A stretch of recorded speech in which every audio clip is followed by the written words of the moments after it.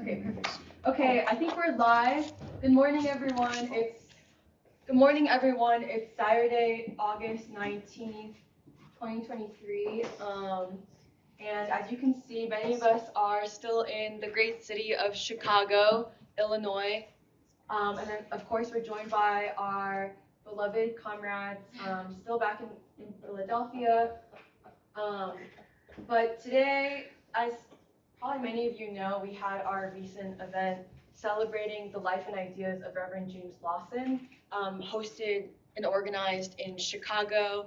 So I think the large part of what we'd love to discuss today is reporting back on that event, about who spoke, some of our takeaways, and we can have a discussion. And then after we have a discussion and report back on that event, we're going to briefly talk about Coretta Scott King, and in some ways maybe even related to our event and the moment today, and then also do a brief report back on our latest science reading group. So without further ado, I'd love to hand it over to Neha, Jahan, and Meghna, who can start us off on the event, how you organized it, and just talk through the speakers and how you think it went, and then everyone can join in. Yes. First of all, I have to say, I think we're officially the Chicago branch of the Saturday Free School. You've been officially made that. Yeah. Today, right. official charter. Yes. No, I'm just kidding. So this Wednesday, we held an event called Claiming the Gift of Humanity. The Reverend James Lawson and the Future of Revolutionary Nonviolence. And this event was originally supposed to feature Reverend James Lawson, who the Saturday Free School worked with in 2019 for the Year of Gandhi. He actually flew from LA to Philadelphia to honor the 150th birth anniversary of Mahatma Gandhi. And there, when he came, I think we built a really deep relationship of trust with him, especially around this idea of nonviolence for our times. What must be done today to carry this work forward, and what does nonviolence truly mean, especially in the era of the collapse of the American empire, and the rise of a different world order. And so Jahan had actually found out that Reverend Lawson was coming to Chicago for the Parliament of World Religions, and we didn't have a very high opinion of the Parliament of World Religions, because a lot of the speakers, they're more people who are, the kind of grassroots, religious, revolutionary traditions of Martin Luther King and the Civil Rights Movement. We didn't feel that was, first of all, it was $150 a day to attend. Yeah. And so we reached out to Reverend Lawson and we said, Reverend Lawson, we would really love for you to come to Chicago, since you're coming, to deliver a speech to the people of Chicago who badly need to hear this message. And he said, I'd be delighted to. And I just cannot tell you how happy it made us, how he treated us as a friend and a comrade. And he was very excited for the event. All throughout, we were consulting him about the message and the ideology. And he really was in complete agreement with us, especially about the need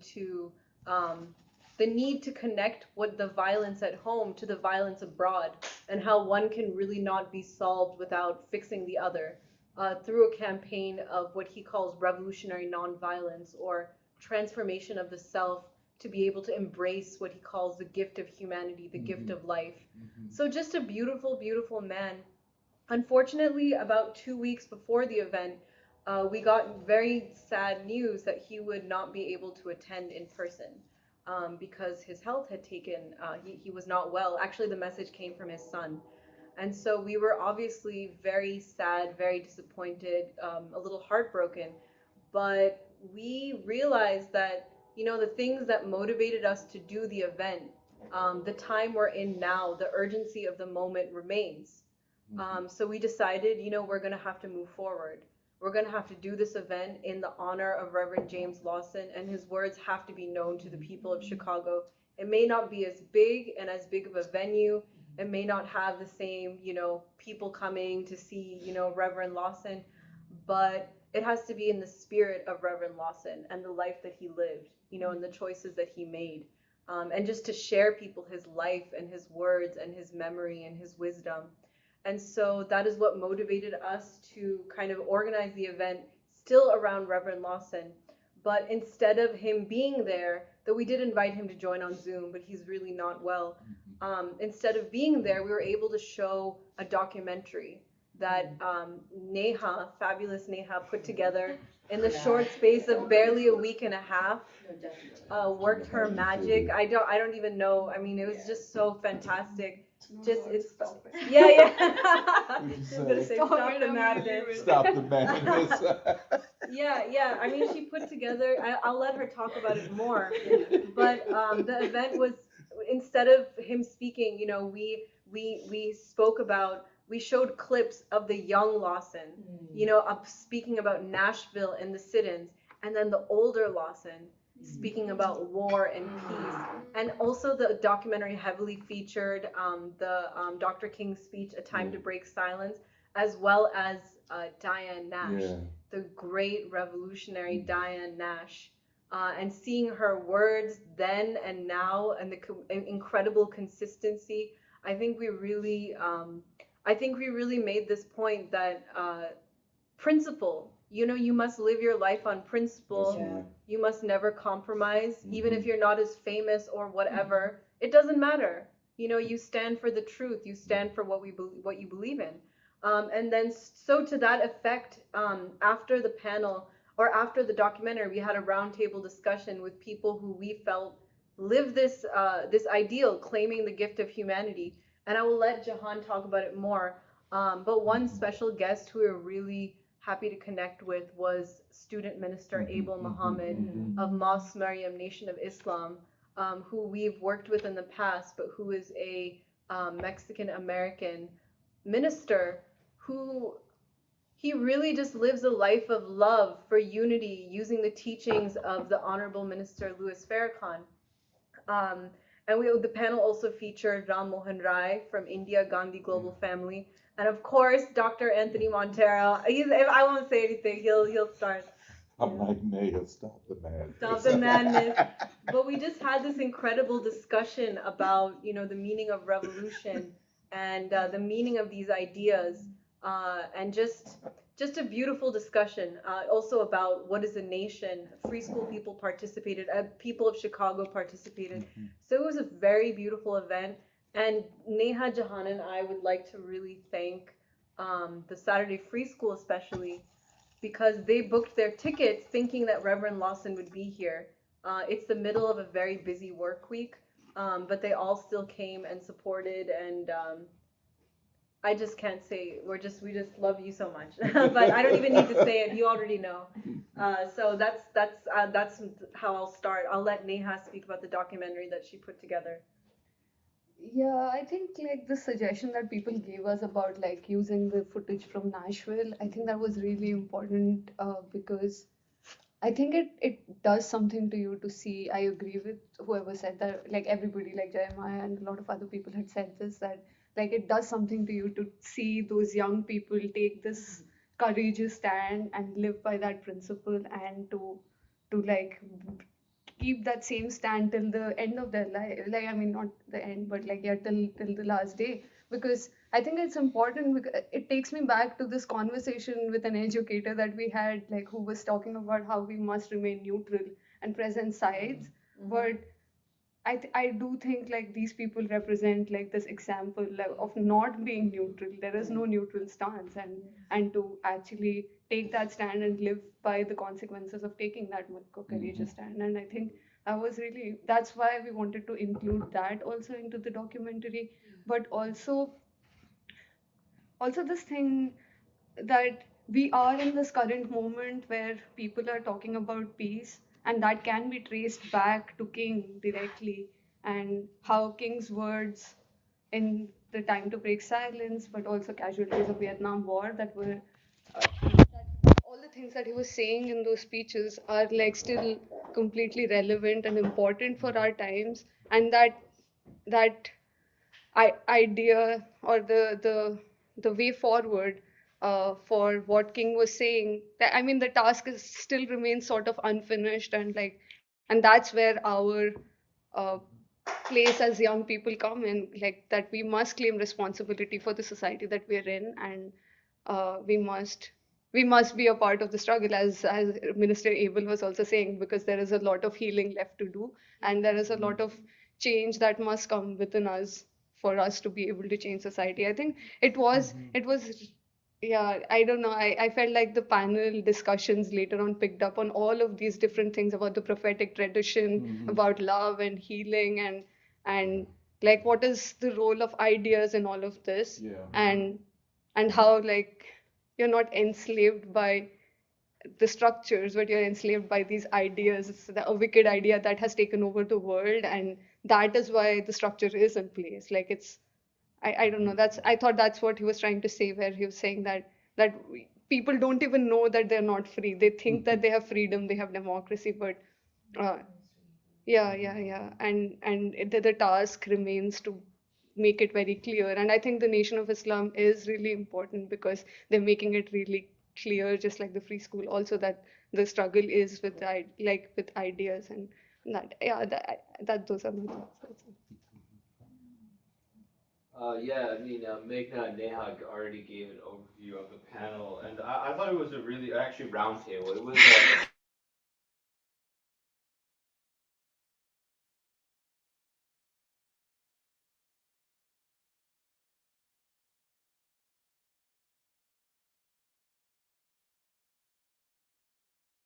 participants, Doc, Mr. Ram Mohan Rai, and Student Minister A.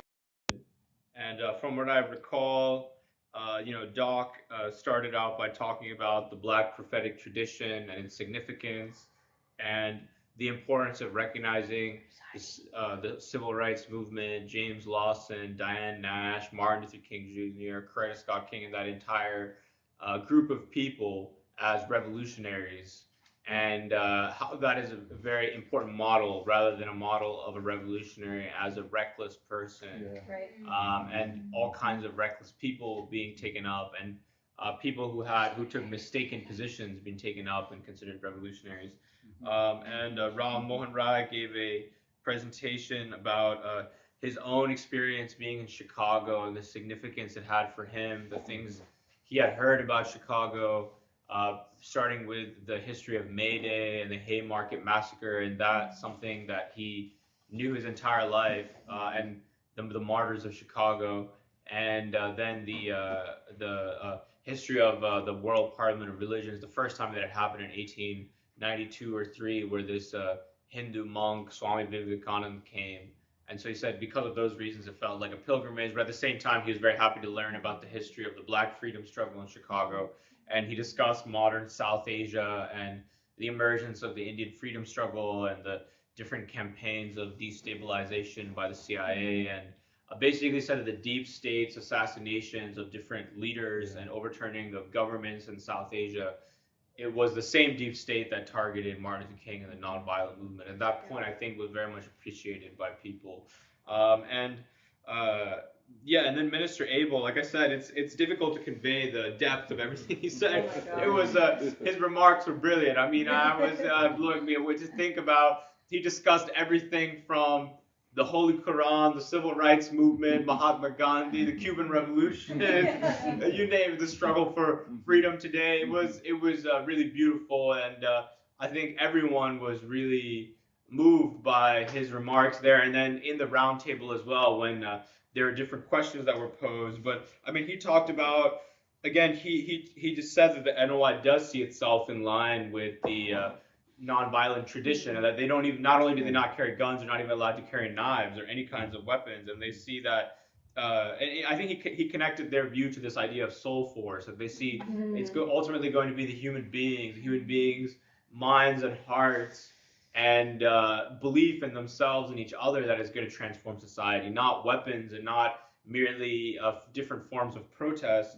And he really emphasized this thing of that even this roundtable that we had and this event that we had marks a new era, the end of one cycle and the beginning of a new cycle that he views as something that is prophetic and foretold. The fact that he said that we are even having this conversation. You know, we have a free school, we have people from different traditions, the communist tradition, the Du Boisian tradition, the King tradition, the Farrakhan Elijah Muhammad tradition, and the student of Gandhi all together and in discussion with each other. And you know, he described it in a religious sense of, you know, this is the beginning of a totally new cycle. And it's not end of the world in a literal sense, but an end of one world order and the beginning of a new world. And we are beginning the difficult work of building that new unity and that new understanding. And I think that was a theme that continued throughout the evening.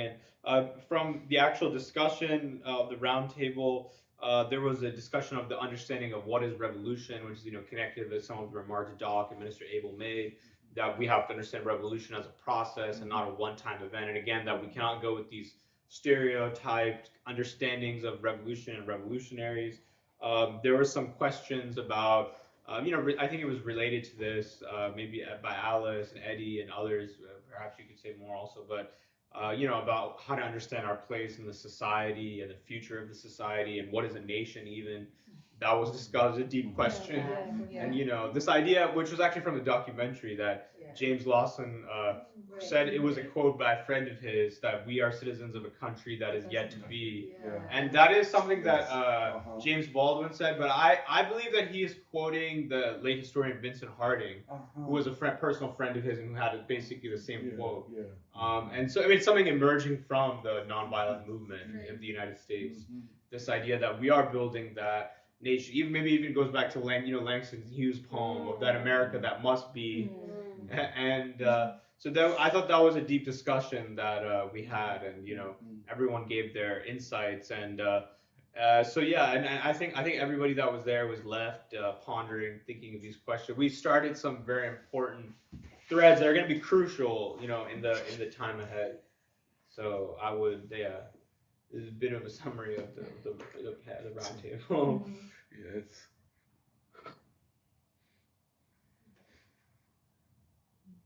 Well, first off, I just want to say I love the documentary, and I honestly don't know how you do it, like how you can do it in such a short time. But I think it's what we've been saying, where a lot of it is also so ideological, like.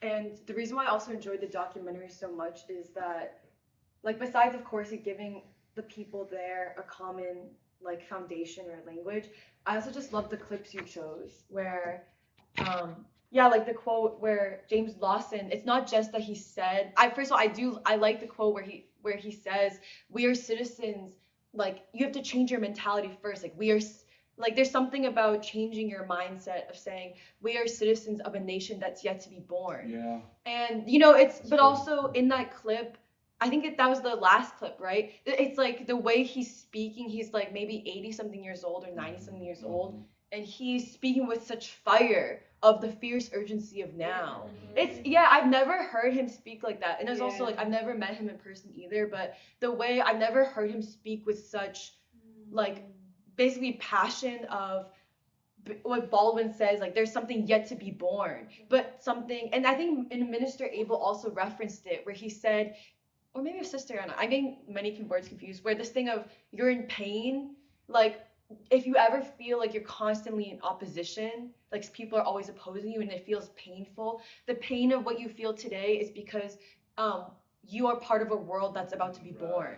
Like, I forget who said that, but that was so deep, this thing of, like, any pain you feel now, like, the backlash, the opposition, it means that you are in something that is struggling to be born. Like, you're part of something struggling to be born. And I feel like that was something that also, that kind of spirit I feel like really came from the panel.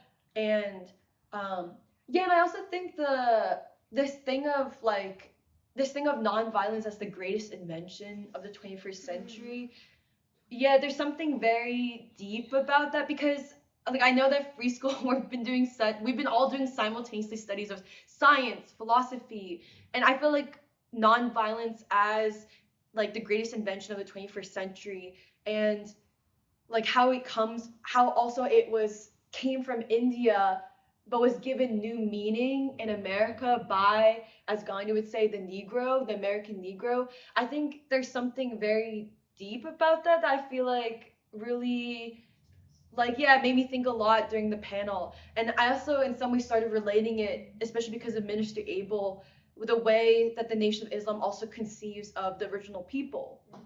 Like this thing of like, we are an ancient people. Right. We're an ancient people, or like even the way Doc, you said it too. Like there's a lot of parallels in what you were saying and what Minister Abel was saying, especially because I think Minister Abel came after you. This thing of like, what does it mean that you see yourself as people of the book? Like people of the book, like we are an ancient people, an original people.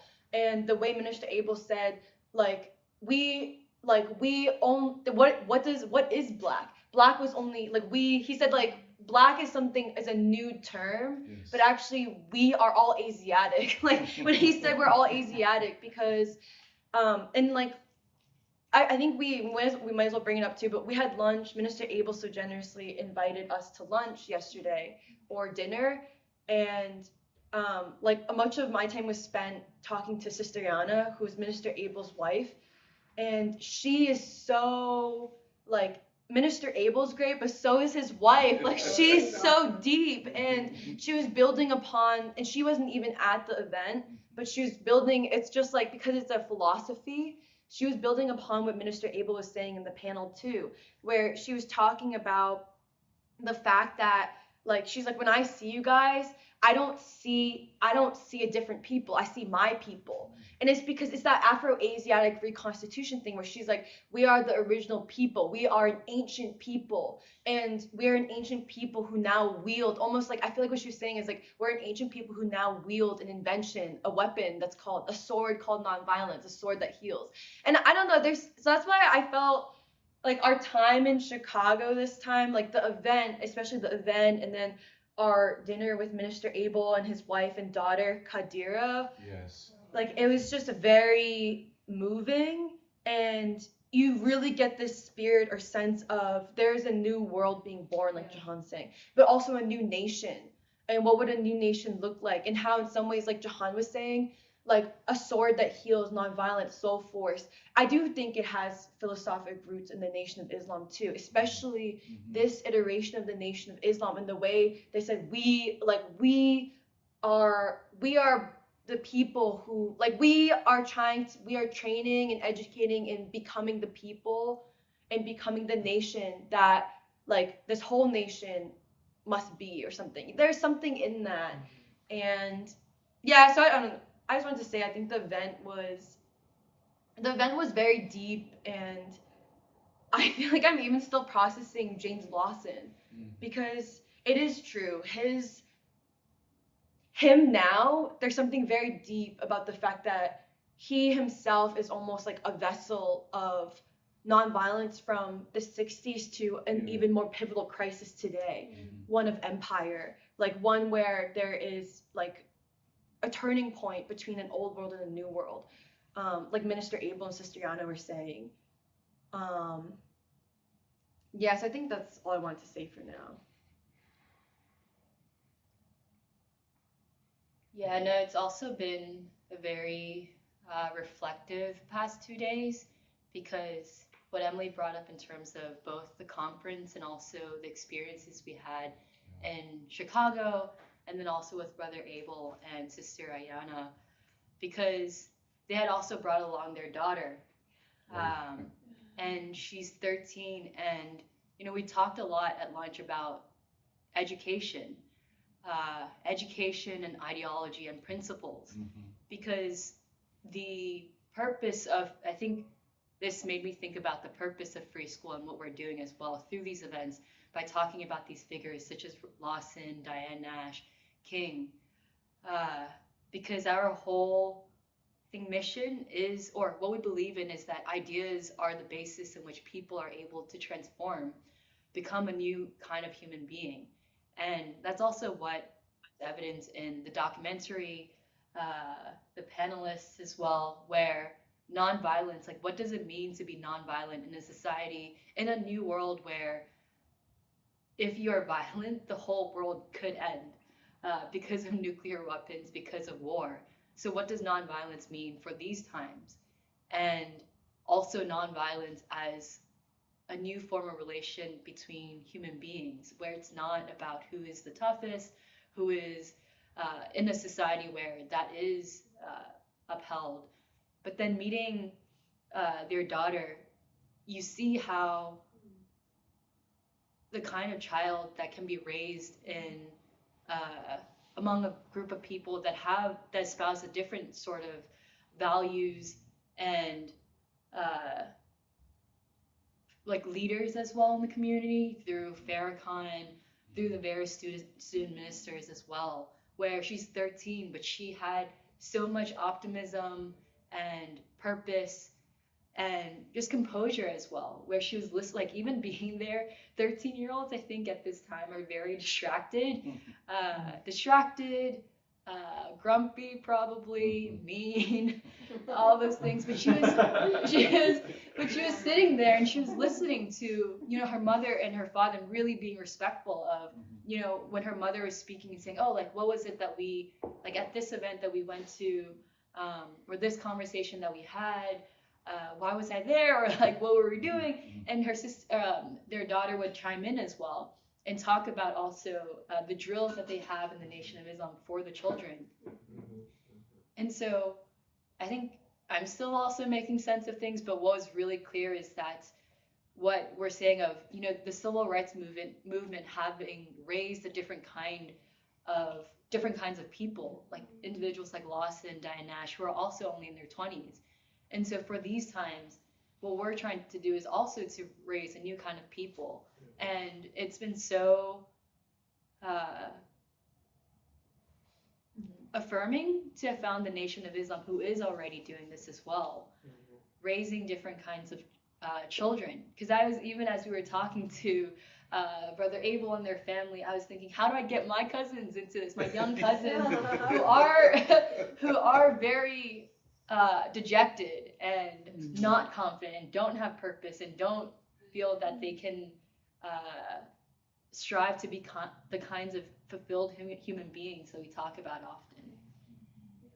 She's 13 years old and a sophomore in high school. Yeah. And she's getting her carpentry license, and she wants to build just like a limitless sense of I can do anything, but not, egotistical, just really humble and sweet and just like a lovely human being.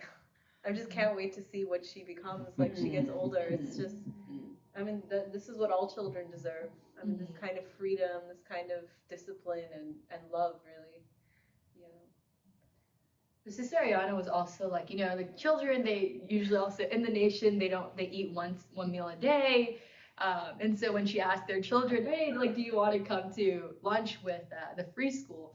And so many were like, no, we'll stay home. But then they said, no, we'll be eating. And so the daughter came out. But Sister Ayana was also like, no, I wanted my children to come out to meet you guys, to know that when you see, the free school, that is us, that we're not. And, because the background is that Brother Abel is a Mexican American. Sister Ayana, she's black, African American. Yeah. But for them to say, and also this is within the context of the city of Chicago, which is, I'm learning, one of the most segregated or the most segregated cities in this country. And so what does that mean when she says, no, I want my child to see you guys and to see us? And that's what we felt as well. And I know Sister Ayana was at the Robeson event that we had. And that's also the what Robeson stood for too, as well.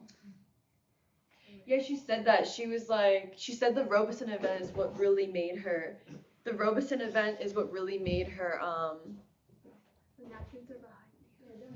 the Robeson event is really what made her, like, ask, who are these people? Because the thing that struck her was the documentary, where she said, the people who made this documentary must be my people. Like, she's, you know what I mean? And so, and then she she was like, immediately after the Robeson event, I told my kids, like, you have to meet these young people. There are people just like you out there.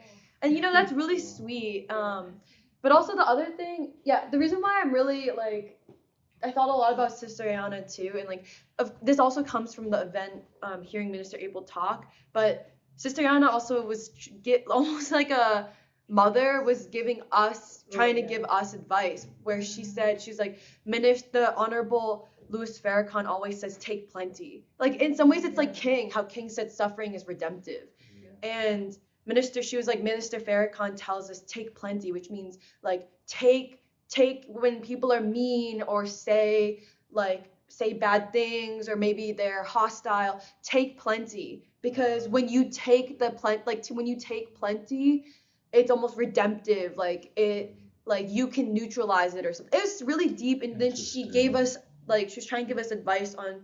She was like, I wanted to shake my husband and say, go back and tell them that they can endure anything.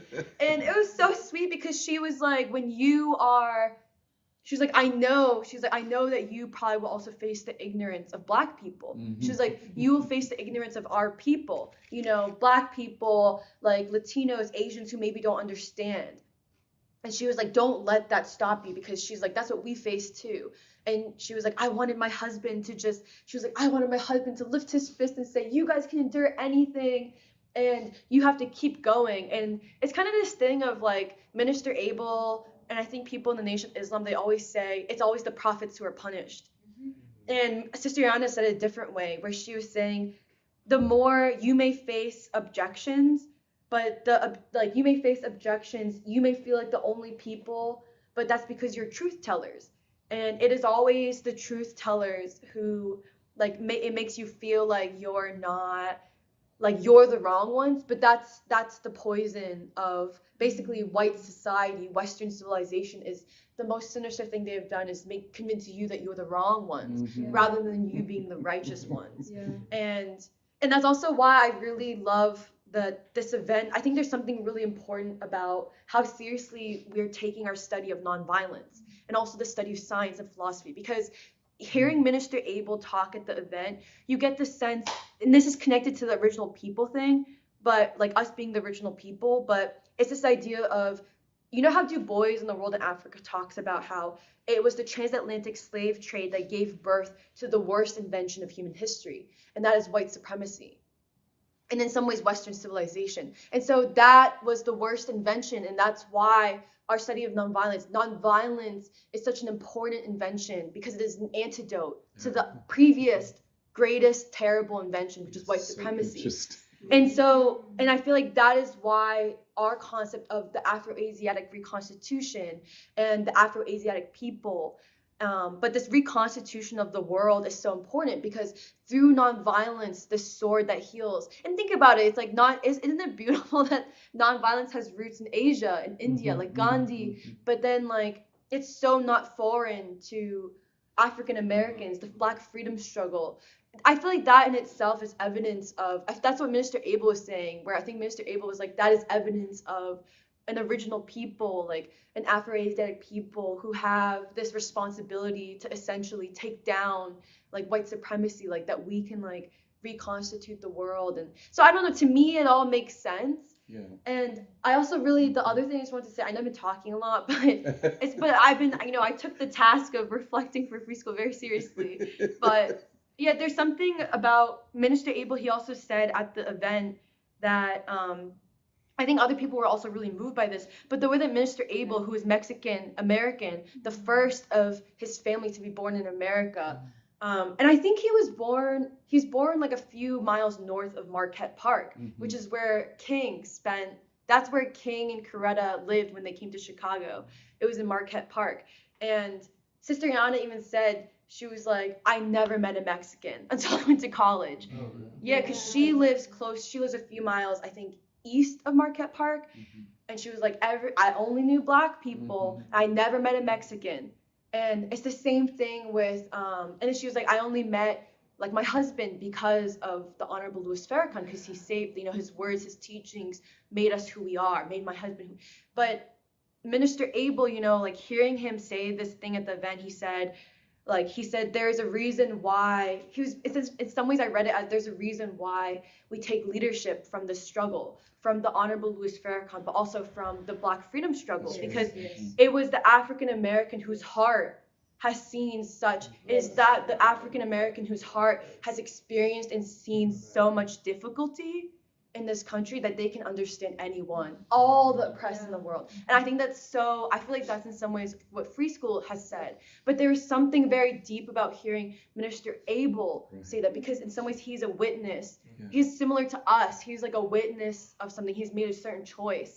And yeah, and so that really moved me, the way he described that, where he said it's like the heart of the it's like he was describing as like it's the heart of the African American. And I forget who said it too. Maybe I thought it was Minister Abel, maybe it was you, Doc, where also how could it be that Gandhi believed in the African American? How could it be that Gandhi believed in the African American's divine purpose, perhaps even more than African Americans themselves today?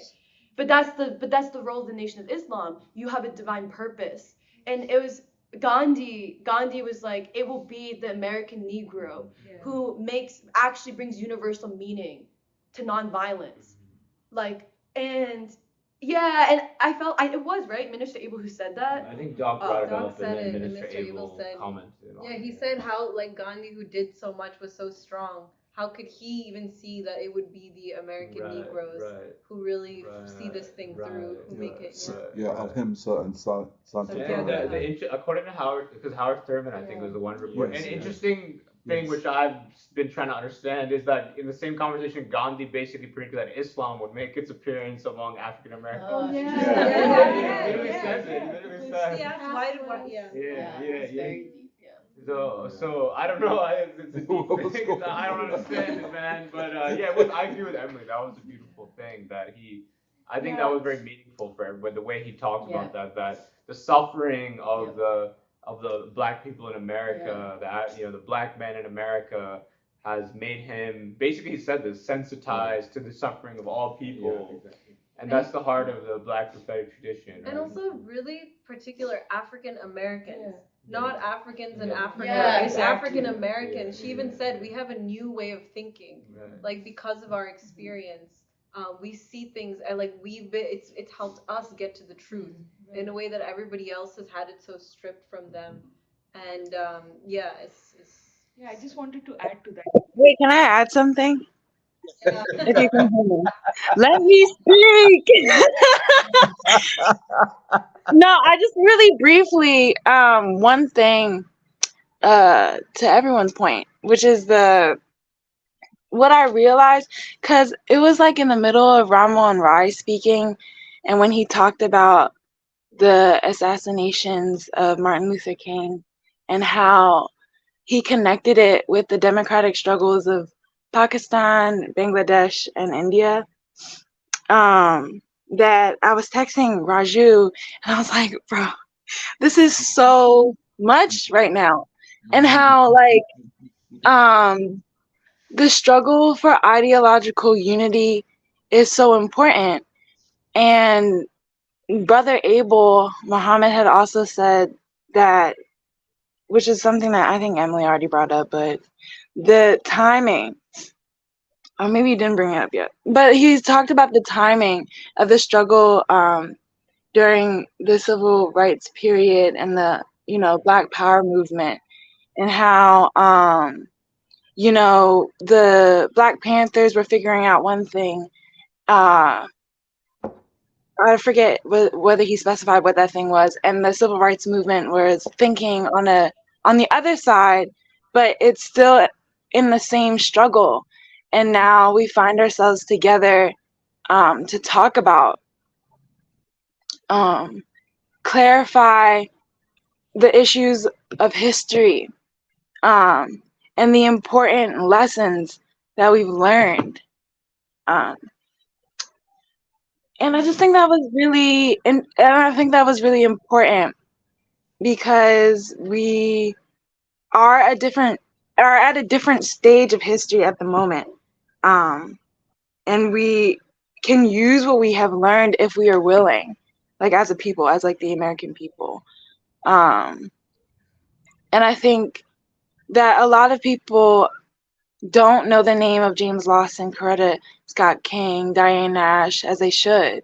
But I think that this mm, this point about the struggle for ideological unity, um, and the struggle for ideological clarity. Like the event really clarified that issue for me, because it meant that people people from different places in the world and like different cultural have similarities of understanding, which only is also paid and due because of the civil rights movement. And to try and make sense of the moment today, you need to struggle for ideological clarity. Um, and it just was so important to what you're saying about even the lunch that you guys had, that this unity is deep. It's like blood. And I say it like that because to fight against ignorance in a time when the ruling elite only want to promote it means that we're fighting against a certain type of quality of culture that kills children, a certain type of situation and scenario that only prioritizes dehumanizing people, killing people, like throwing people away instead of using the potential of the people. And yeah, it's just like really emotional. It's like a really deep thing. And I think that as we like prepare for Winston, that question of the ideological struggle will be even more clearer. And that, you know, this all prepares us for the year of Baldwin, which will be another assertion of the fact that the people of Philadelphia, the people of Chicago, the people of this country deserve to know the names of Martin Luther King Jr. And deserve the fact that they themselves have an understanding of the struggle for peace and democracy that they don't yet can fully tap into because of the way that the ruling elite want to you know, propagandize and lie to the people about the Nation of Islam and others. But yeah, I just wanted to let that be known. Yeah, I was just going to add to this what everybody's saying, but the centrality of the black struggle. I think that was one of the central things that I've been thinking about from the event also. Um, just the black freedom struggle being the vanguard of the revolutionary process, not just in America, but the world in some ways.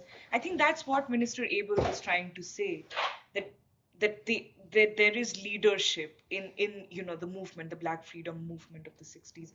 And this is something, and this is why, I mean, it explains what we were reading last free school with the memorandum, why the attacks on black people, and especially the history and the documenting of the history of the black freedom struggle, the attacks on it have been so vicious and so constant and persistent. And there are these two strategies to erase that history, to erase the name of Paul Robeson, Du Bois, to trivialize King, pit him against Malcolm, to trivialize and demonize Elijah Muhammad and all of that. And then there's this other way of attacking it, which is to take the black identity and make it into a divisive cultural sort of thing. And it's the more we study this, the more we do events like this, it all comes together, that is the central sort of weapon of the ruling class right now, is to take down this revolutionary kernel that exists in this country, because this is going to be central to the America that is in becoming. And I mean, I resonated so much with what when Doc said, how did Gandhi know? Yeah. How did Gandhi know? And honestly, I take it for granted, because I take that statement that Gandhi said, that the true message of nonviolence will be brought to fruition by the American Negro. I've taken this statement for granted for all of these years, because I was like, oh, of course he said that. But I never really understood it, It is deep that he knew. And this was at a time when there wasn't so much connection. You couldn't like talk to people, Howard Thurman had to travel all the way, and we read Good News for the Underprivileged in Azadi last time, and he says that it is not in the nature of the Negro to be violent, and he says that we have the soul force, and Gandhi saw that, and I have been thinking about it ever since, and the reason why nonviolence makes so much sense as being brought to fruition by African Americans and by King in particular is also when you see that their trials and tribulations, so much suffering, but then also their great achievements in art, culture, but also in the revolutionary struggle. I mean, people who are able to do that, they have something to offer. And I don't know, I mean, I always get emotional when I'm talking about this because anyway, I mean, you just see in Philadelphia the forces that are in play that go against the free school and that go against, like, we can't find spaces and all of that. It becomes clear that this is intentional, and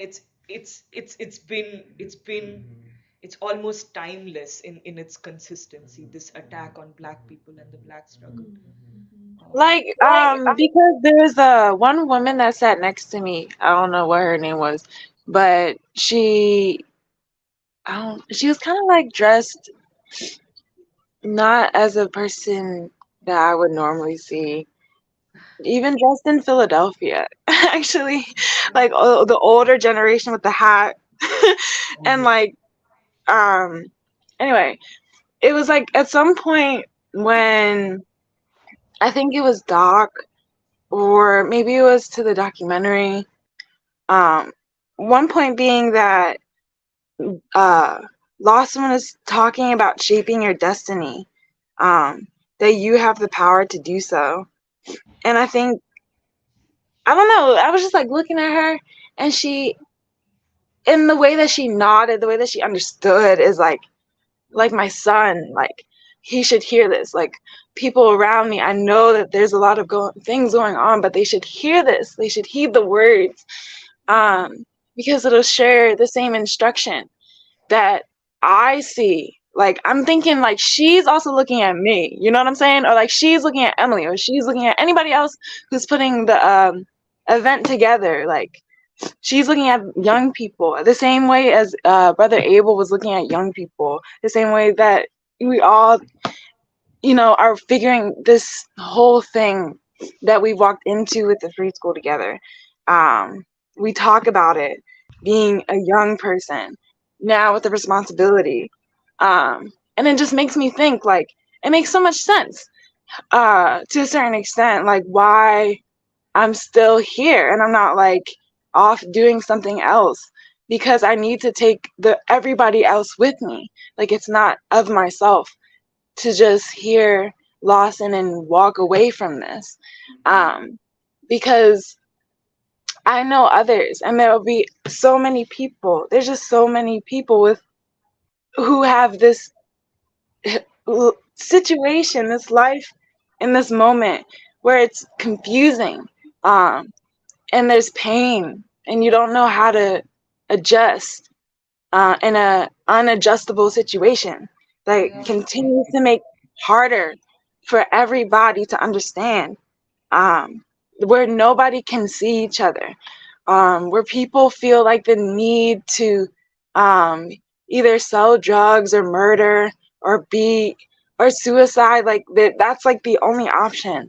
Like, it's just that the emotion that I'm speaking of isn't for myself, but it's for the understanding that thousands of people in this country deserve the right to have the exact same determination and courage of a Diane Nash, the exact same understanding that you could talk to the Attorney General and be like, excuse me, we need a democracy. That is a right for this country to be able to mature. We need the right to education, to understand that we can become human beings that can evolve and then be in a different way of understanding what even a human being is, to have the right to develop science to the point where it can be used, first of all, but also be beautiful and create life. Like, we deserve these things. And it's just that with the lie being told about Martin Luther King and the lie of nonviolence is also the eradication, the wiping away of a certain understanding of everything else, whether that be of history, whether that be of philosophy, the human being, the way that people have related with each other over time. And that also means that with the lie of Martin Luther King is a ruling elite willing to wipe away the American people. And I just think that is something to not only fight for, but a complete it's just a complete abomination to the exact you know, to the potential that this world can actually be, which is actually something that everybody is looking for in the first place. Yeah, I just want to add to what Serafino and everyone else is saying. I think similar to also Emily earlier, one of the most emotional moments for me was, yeah, when Minister Abel talked about, yeah, like what does this unique history and experience of Black people, like what does it mean for the rest of us? And why would someone who's Mexican be drawn to Black people and be drawn to the Nation of Islam? Because I feel like sometimes it's like, whether it's overt or whether it's kind of implied, I think sometimes I feel like in my life too, people kind of look at you weirdly and are like, why? So like, why are you in this thing called the free school? Like, why are you like so into like this like Black freedom struggle thing? And it's, yeah, like sometimes it's not that it's hard to explain, but it's hard to convey the depth of it. Like what has actually brought all of us here together to be part of this project in free school specifically, but to see ourselves as part of this historical thread and as part of this tradition. And I don't know, it was just really emotional for me because, yeah, like it was just I felt, I mean, I felt this at different points in, I guess, like my life, but just like this moment of realization of like, oh yeah, like we're not alone. Like there are actually people like Minister Abel who are very similar to us, especially as children of immigrants too, where they found something that's so unique in the history of the Black freedom struggle that it also like reaches down inside and changes them too. And yeah, I don't know, I just wanted to reaffirm, I guess, that like that point, which is really powerful, because I feel like sometimes people look at you weird and are like, oh, so like even in college, people are like, why are you guys doing an event talking about like Black people when you're a group of Asians? Like we got those kinds of responses from other students, including Black students. We're like, oh, like why are you guys so interested in Black people? Yeah, right. And, Wait, that was something Sister Ayana said, Jeremiah, where, okay, because I remember that. I remember in college, people were like, why are you guys talking about Black people, like you boys, when you're not even Black? And then, this doesn't, like, this isn't yours. Like, it doesn't belong to you. It's not yours. Sister Ayana was like, Robeson, Megna and Sister Ayana were like, Robeson and all these people. Oh, wait, no, yeah, she was like, Farrakhan, the Honorable Farrakhan is yours, too. And then, Yeah. and then Megna was like, yeah, Paul Robeson is humanities. Yeah. And Nuri, Jahan, Megna, and I had a chance to go to Mosque Mariam the Sunday before the event. And it was our first time at Mosque Mariam, and it was really beautiful. I feel like we've heard about it, and different people in free school like have gone to Savior's Day and stuff like that and been to the mosque. But the one thing that I wanted to highlight, because student minister Ishmael Muhammad, the son of Elijah Muhammad, was giving the, I guess, I don't know if they call it sermons, but he was the one who was speaking last Sunday. And one thing that I really liked, because Minister Ishmael is he's very theological.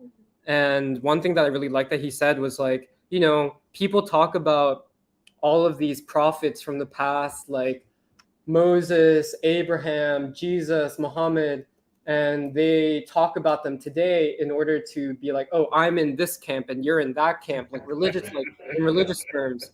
And he was like, but if all of these prophets were alive today, they would not be in separate corners of society doing their thing. They would be together. They would be with each other and they would be united. And it was exactly what Minister Ishmael also made that point, which was that, you know, I feel like if people have this conception that, like, for instance, the Nation of Islam back in the days of the Black Freedom Movement was diametrically opposed to King and the nonviolent movement, they're operating under like old assumptions in some ways. And what Mr. Abel brought out that I really liked and was really moved by was that he was like, isn't it incredible that all of us here representing different traditions, like me, like, I don't know, he, like, the way he talked about was like the Black prophetic tradition with Doc, and then, you know, the Indian freedom struggle with Ram Mohan Rai, and then pointing to himself and being like the Latin American tradition and all the teachings of the Nation of Islam, that we're able to come together in this time and we're all speaking the same language. And I just feel like that was really important and very powerful, because even if that, like, maybe there were what he called polarities at different points in the course of the Black Freedom Movement, that there is something particular about the time that we're living in now, in which there is this convergence of ideas, a convergence of people, convergence of philosophies. And this is, I think, like, yeah, to what Serafina was saying about the struggle for ideological unity. And I don't know, I just feel like that was something also that Minister Ishmael talked about a lot in his sermon, which was about this idea of like the time, like there is a particular like world historic moment in which there's crisis, but there is also, yeah, like this birthing of a new world and the birthing of new possibilities. And we have to kind of, it's like how King talks about, like, you have to be awake through a period of a period of great revolution. And yeah, I just like that, like, even when he talked, Minister Abel he would always like kind of point towards also what Minister Ishmael said, which is like, yes, there have been certain struggles which are eternal, but also there is a particular historical moment that we're living in, and we have to understand that time that we're living in order to see, like, oh, like maybe white supremacy is not an eternal thing, and it is seeing its last days on this planet.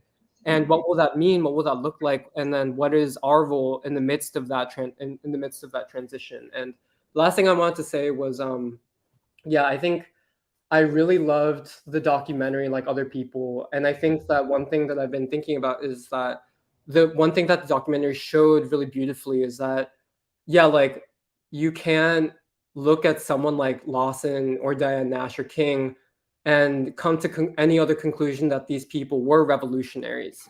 Like, it's so clear that they were revolutionaries. And then that forces you to then ask, like, oh, like, this is like, how do I relate to this kind of tradition, and what actually, like, these people showed for what it means to be a revolutionary. And I think from that, sorry, I'm trying to like touch on different points that I've been thinking about, but that, like, in this time, what revolutionary nonviolence, how it will manifest.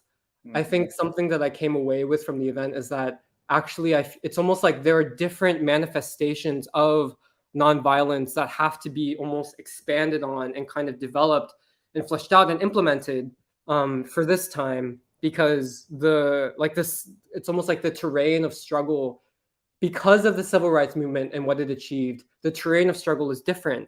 But that just means we have to be able to think creatively and to innovate and to further develop this, not just the philosophy of nonviolence, but nonviolence as a revolutionary method of struggle.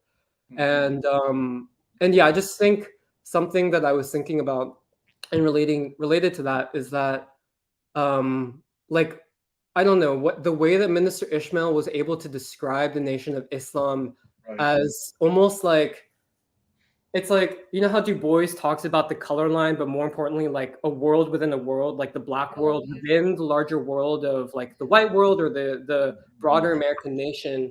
How I feel like maybe from the beginning, or in the beginning, this world within a world was not something that was necessarily intentioned, like it was maybe created through the implementation of segregation and Jim Crow and all those things. But it's almost like the Nation of Islam is kind of like this vast experiment to almost like create intentionally a world within a world, like sociologically. Even. He's like, where Minister Abel is like, when you like just living in America, you're constantly bombarded by propaganda from the ruling class. And it's almost like what the Nation of Islam has been able to achieve is to achieve a life world in which people are not being constantly bombarded by the propaganda of the ruling class, the lies of the ruling class. And even if they are confronted with that, they have the psychological tools that are necessary to combat it and to not be like totally controlled by this propaganda. And I don't know, it was just very interesting to think about that, because I feel like one of the, I don't know if it was a tension, but I think something that still has to be worked out is I feel like in the free school, we're very invested in this question of a new America, like a new American people. And I think the Nation of Islam is also positioned in that question, but they may not use that exact same language of, because they're more, the way that they talk about it is like almost, it's like America equals a certain system that has run its course and is like in the midst of dying or in a state of collapse. And it's almost like they don't really see themselves as like a new America. Maybe this is just my interpretation, but I don't know if they see themselves as like a new America.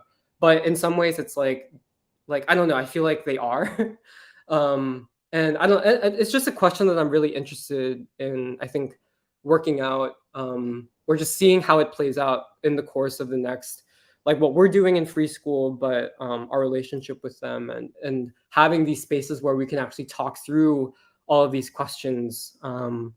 And I don't know if I guess communicated all the things I was thinking very clearly, but yeah, I was just thinking about a lot of that stuff in the past few days. Yeah, well, because what Minister Ishmael was saying at Mosque Mariam was really fascinating. Like maybe a lot of it honestly went over my head because it was so theological, but you can really see how they draw on like the Bible, the Quran, and it's kind of like the merging of like so much of world religion together, which was really amazing. But yeah, like what is just laughing, Nuri, because I said that's the real parliament of world religion. No, but like the thing about the time, and it was interesting seeing like Minister Ishmael's like theological take on it, and then hearing Minister Abel talk about it, where his approach I think is explicitly more political because he's a Mexican American and because he like literally is sort of like a messenger who goes out and then is speaking to people who I think are like not necessarily Black, not necessarily already part of the nation. And so the way that he was thinking through things was really interesting because yeah, Minister Ishmael is like speaking to the nation like in Mosque Mariam and then across the country. And the emphasis on like you have to know what historical time you're in, and you have to know like basically what is destiny or what has been foretold and what is coming and how can you be prepared for it. And I feel like he didn't speak necessarily so explicitly about like what is going to happen to America, because it was like the discussion was kind of like you can't think that America as a system can be fixed. Mm-hmm. And I feel like what I heard in that was that you can't try to reform the system. It requires a break. It requires an actual revolution. And that revolution has to be tied to like world humanity. Although, yeah, like Minister Ishmael didn't say it like that. But what I thought was really interesting about Brother Abel was that he said, we're talking about the hereafter. Like it's here, but it has to be after. And I think that's like after, and I feel like that's basically saying like, yeah, like we're not going to like take a rocket ship off of America and just go somewhere else. Like it requires building something, and that's what the nation has been preparing for and practicing for. And I think Eddie and Jeremiah and I, like when we were driving, we were like sort of speculating like, okay, like what role does the Nation of Islam play in this time? Like sort of in relation to the Trump movement, because the Nation of Islam has been in like basically creative non-cooperation with the American system for decades and decades and decades. Right. And I don't think that they would necessarily say that their particular task or their mission is to right now confront the US government or the ruling class like that by being like, oh, we're literally going to like fight to overthrow you. But I feel like on the other hand, that's what the Trump movement and what the Trump, like the forces of the Trump movement are actually interested in, which are like, we want to go head on with the corrupt ruling class. And so it's kind of like both sides of those are needed in this time. And I feel like the Nation of Islam like acknowledges that basically that's what the Trump forces represent, which are that they're a challenge and that they're part of basically the breakdown of the system. Like they're both a sign and the force of societal, like American breakdown. But yeah, then the question is like, what is going to come after? And yeah, but I also think that the way that Minister Abel talked, I think also clarified for me this whole thing about like, oh, King versus Malcolm, where it's like, oh, like nonviolence versus something else. But then Minister Abel is saying, actually, like the Nation of Islam, like we don't carry guns, we don't carry weapons, like we don't believe in that. Like and the way that I guess seeing, I think, yeah, like Brother Hawk also like go out into like Newark, like the way that the nation like is confronting and trying to actually work out this question of violence in the community. And they're not doing, like they are practicing nonviolence in the way that they're doing that. And then, yeah, I think just one other thought is that it's really clear that the Nation of Islam like actually does lead with love, because when Minister Abel was talking about the heart of the African American, it wasn't like this thing of like, oh, like we're in solidarity because we have mutual interests. Like, no, it was about the heart. Like it was about like humanity that can see and recognize other humanity.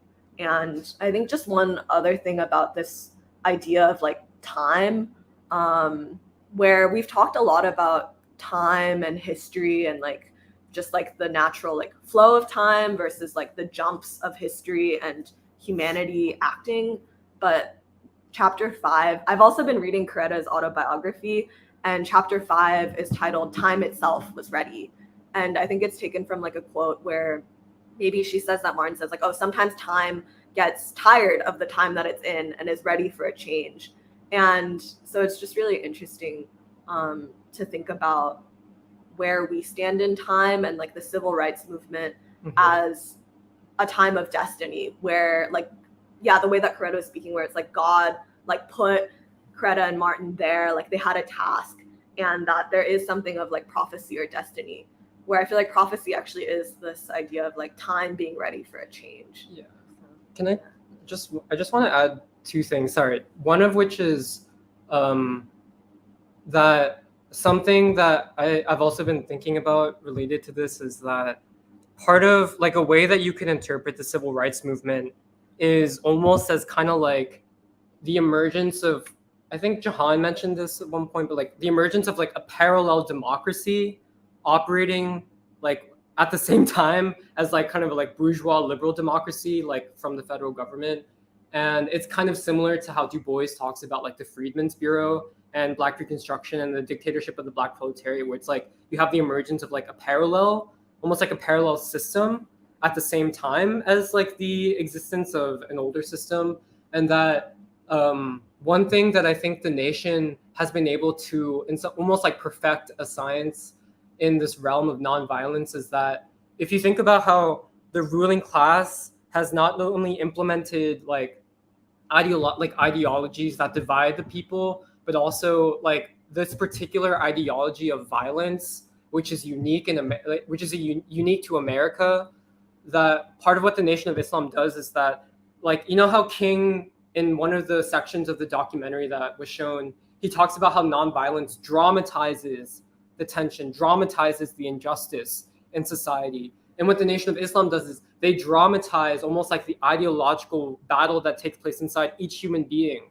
And this, in terms of like they're able to, like, I don't know, just the way that they speak, the way that they carry themselves, the way that they've constructed this world, and that it's like they're able to dramatize what it means for ordinary people, but especially Black people and other people in America, to like in some ways like to take out like that ideology that has been planted in them and to strive for something new. And that this is almost like a new kind of science of nonviolence that I think is part of the reason why at some point in his sermon, Minister Ishmael was like, yeah, like, have you noticed that more and more white people are interested in listening to the honorable Louis Farrakhan, and like we're not gonna start creating like programs for white people, but they also recognize that more and more ordinary Americans are interested in this, almost like this science that they developed, this art that they developed and kind of perfected. But yeah, I was just thinking about that, like this idea of like dramatizing like the ideological struggle inside each person. But yeah. Something Nuri said really made me think of something, is that when we were reading Bose during Azadi last year, he also mentions something very similar. He says that Gandhi would not be Gandhi if it wasn't the time for him to be Gandhi.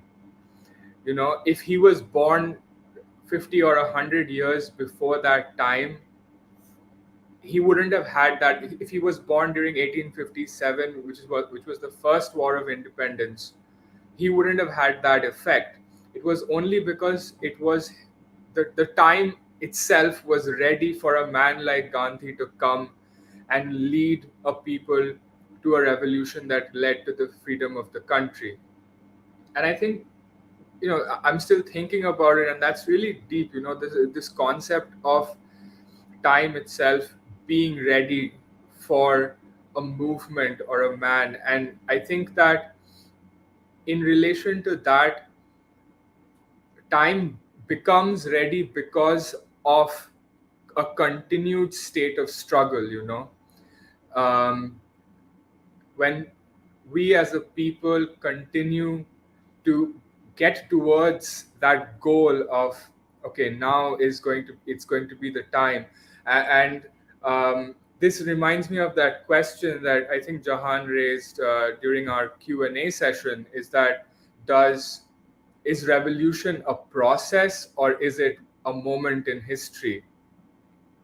It is a process leading to a moment in history. That's what I got out of it, you know. And then the way that I was thinking about it is that, you know, revolution is supposed to be like a cyclical process. You struggle, and then you reach a point, and then you struggle again. And I think that's what we and the Nation of Islam have been doing for years, for decades. And that was just a thought that I had. But with relation to the event, I had so many thoughts. You know, I really wish I could be there when you guys met Minister Abel. I think that was a really fruitful conversation. But I actually thought that the three panelists, you know, Doc and Ram Mohan ji and Minister Abel, I think that even the order in which they spoke, it created a flow that made a lot of sense in my head, where Doc first talked about the Black prophetic tradition and about Black people being the chosen ones, you know, the prophetic chosen ones. And then Ram Mohan Rai came and said that, okay, then you have Asians and the concept of unity. And then Minister Abel came and tied it all together with the concept of the Asiatic Black man. And it was so beautiful that it flowed in that way. And I was really deeply moved by Minister Abel when he was saying that, you know, we can each have our individual religions and identities, but in the end, we all are Black people who have come out of Africa. And that is the central point of what this entire event was trying to say, I think, is that why do we see non-violence developing in a place like India, being part of a movement in America amongst Black people, and then you have a Mexican American Muslim man like Minister Abel also saying the same thing? It's because we're all one. We all come from the same people, and in that way, our consciousness evolves convergently. It all converges somewhere. so I really thought that the event was some, yeah, it really should have been this event in the World Parliament of Religion, because I think we talked about more religion and more unity and uh, more about freedom and democracy than they might have. Um, and I would also like to congratulate, Neha for putting up that just beautiful documentary. It was just everything that people needed at the time, everything that people deserved at the time. And, we were under a lot of, uh, I think I saw the first draft, and then what we saw was just a miraculous transformation of that first draft into something that just moved everyone here, and everybody can see it. And so, yeah, congratulations to everyone. Congratulations to all the people who came out there, the community who came out there and supported us, because without the people, we don't really have a purpose, right? So Also, small shout out, honestly, to the woman who run the Calabria, the center, the dance center. Who is her name? Magna? I don't know. I forget her name. But I'm mentioning her because you reminded me, Shantanu. Mridu Shaker. Who? Mridu Shaker. Give the first. Her name is Mridu.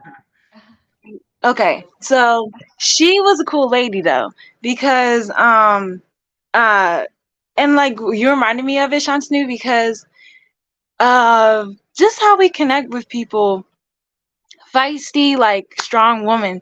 The food had come in, like the samosas and the chai. He set up the chai and the samosas. She come over, see, she saw the samosas. She was like, "That's 100 samosas. Get another plate, get another tray of it." And I was like, "Okay, cool," because like she didn't have to do that, but Thing I see, like, this is what Sister Ayana was saying, like we're all so similar, and I feel like I could easily imagine a black woman acting like that, like what do you, like, this is not enough, get more or whatever, just that sense of we have to feed people, and this event is happening now, and like, and the way she was, this is a younger man, the way she yeah, like just kind of ordering him yeah, with love, like not like like a whole looking thing, down like on him, but come on, like a step up. yeah, yeah. And I don't know who prepared her the statement. Like, did she write that? Yeah, she did. She did write it. She Oh my gosh. she used a lot from our statement, and Okay. I think she was really impressed by the discipline that we showed of coming and organizing, and she had been this event has gone through a lot of iterations. I won't go into all of them, but she really came through as a spot for the venue somewhat at the last minute. She helped publicize it. She paid for all the food and everything. And when I asked her, like, how can we please contribute, how much, she said, think of it as part of your inheritance. Okay. Which was Oh my very God, shut up, dude. But like what she said though, and how she was inspired by the event, and she was just so willing to learn. Like her face just like lit up.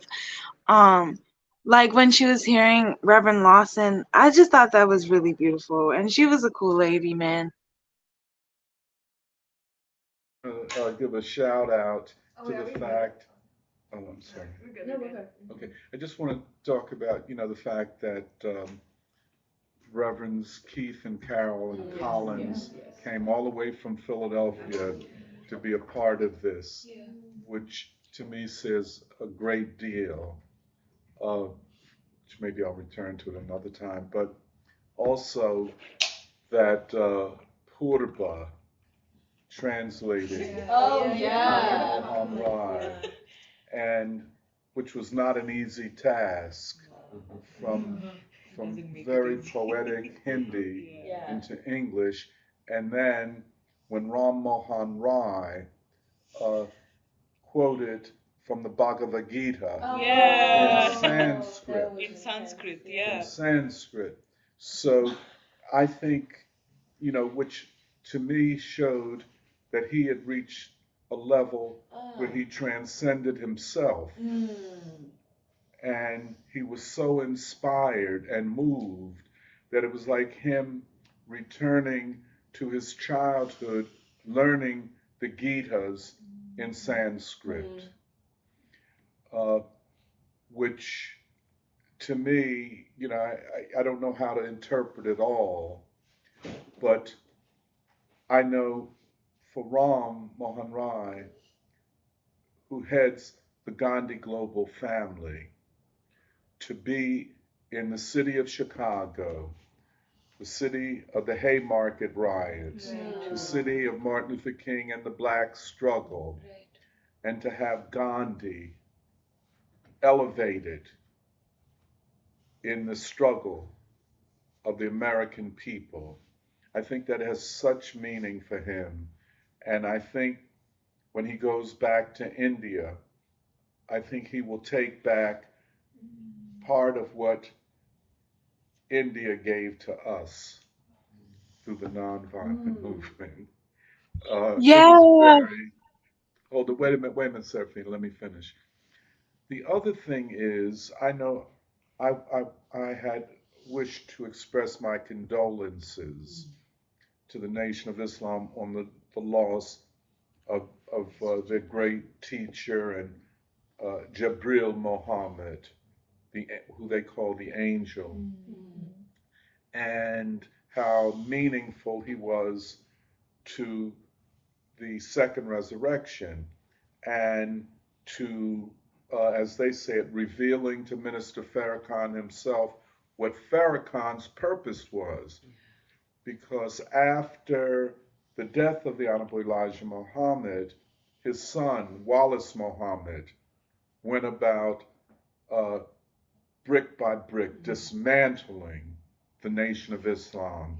And I know, what we see today, this great achievement, it is difficult for people who didn't see the dismantling of the Nation of Islam by the son of the Honorable Elijah Muhammad.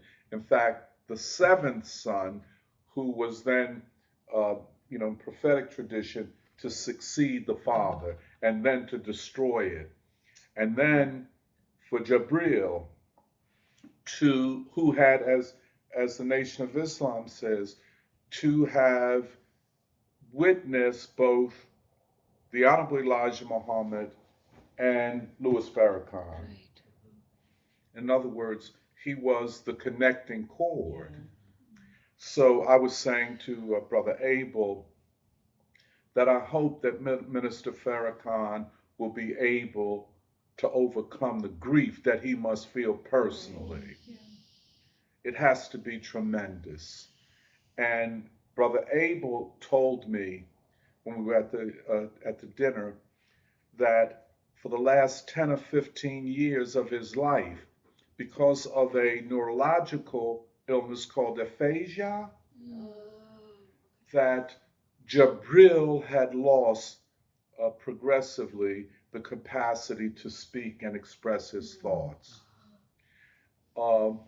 And how I know this had a deep impact upon Minister Farrakhan, because what we see today, this instrument of freedom that is the Nation of Islam, and it is that, what we see is not exclusively, but in many, many ways, the work of the Honorable Minister Louis Farrakhan. I saw it with my own eyes. His self-sacrifice, his going around the country constantly speaking at audiences, and he would regularly be in Philadelphia and speak to anywhere from 1,000 to 3,000 people. And whenever he came to Philadelphia, he would always express his support for Mumia Abu-Jamal and for the Move 9. And he would always condemn the bombing on Osage Avenue.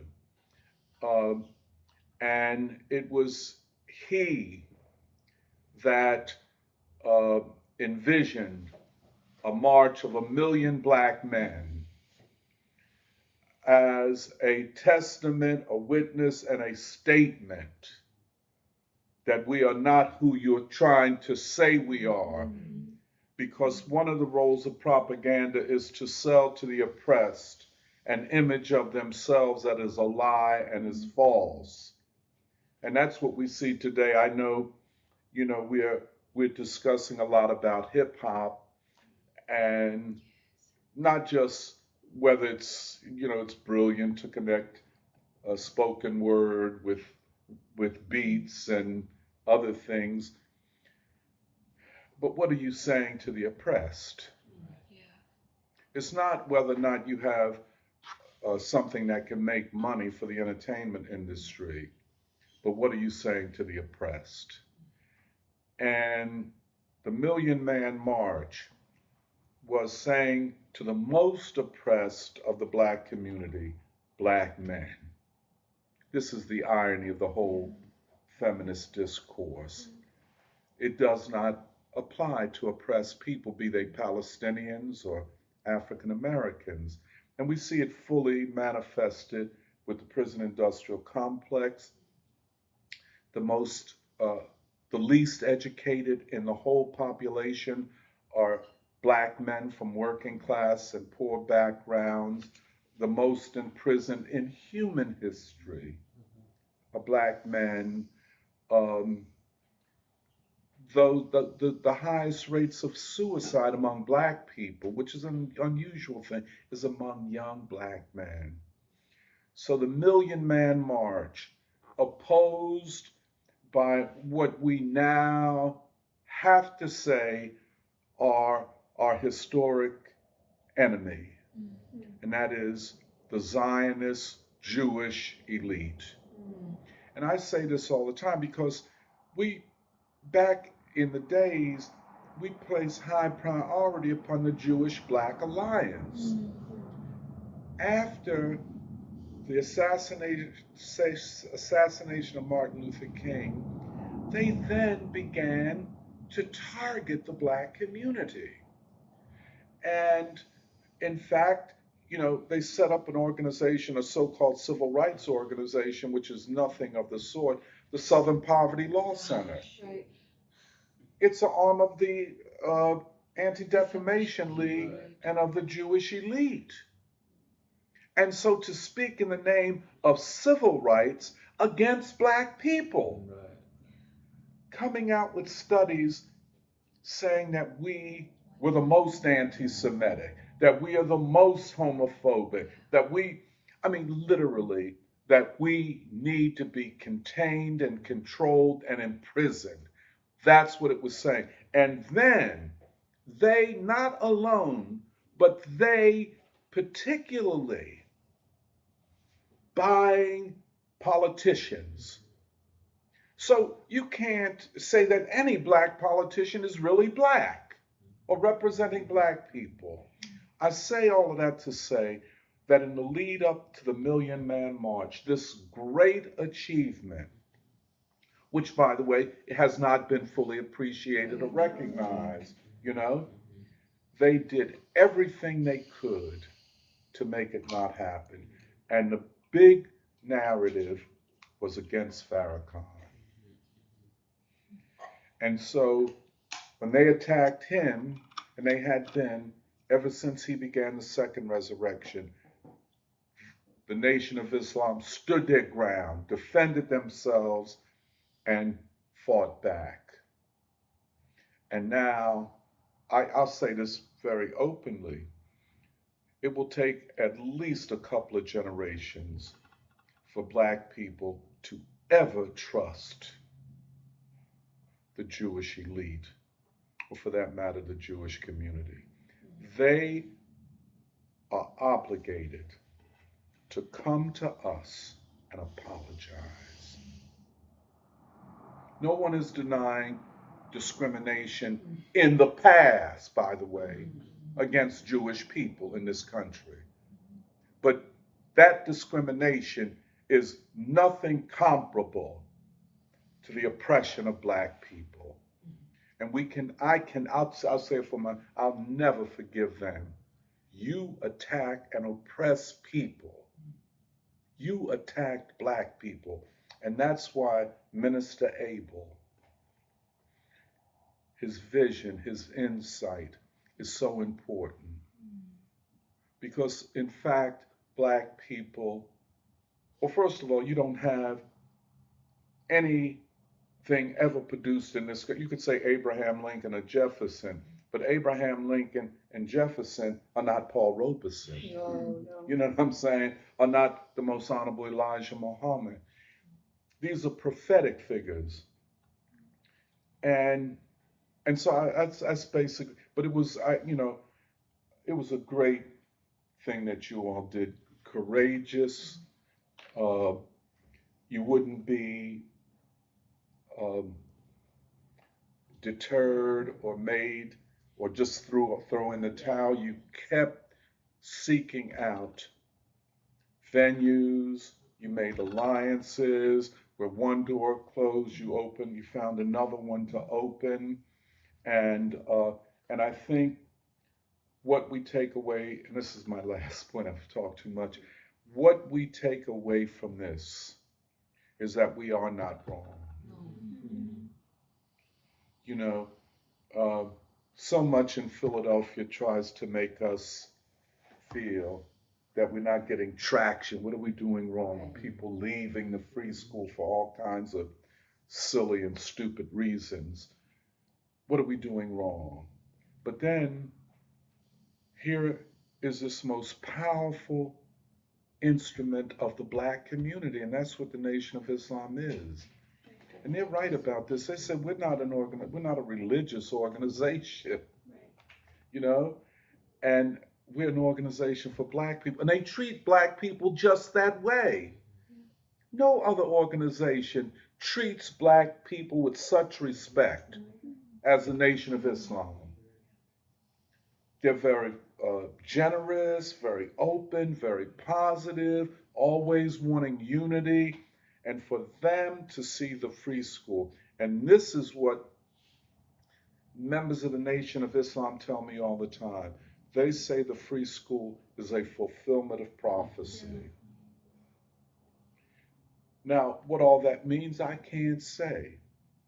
But the way we're treated by Minister Abel and his wife, the way we're treated by student minister Ishmael Muhammad, and of course, if they're treating us that way, the most honorable Minister Louis Farrakhan, he knows about the free school. Later on, I'll tell you about when I first met Louis Farrakhan when I was a student in college, and so on. But I think it was a great achievement.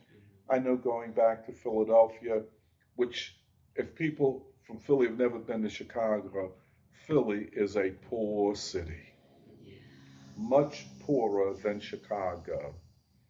And the people of Philadelphia, I think, Serafina, you said this, or somebody told me you said this, about the poverty, the grinding poverty and oppression has affected the spiritual life world of the people of Philadelphia, into which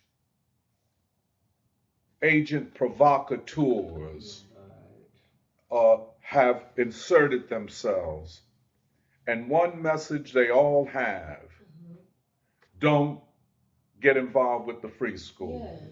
If the free school does Du Bois for the last more than 10 years, now you're going to set up a Du Bois school. Why don't you just come to the free school? You never come to anything, you know. But yeah, it's so disrespectful. But why aren't we disrespected by the Nation of Islam or the Church of the Overcomer? Why is there a difference? And I'll say it openly.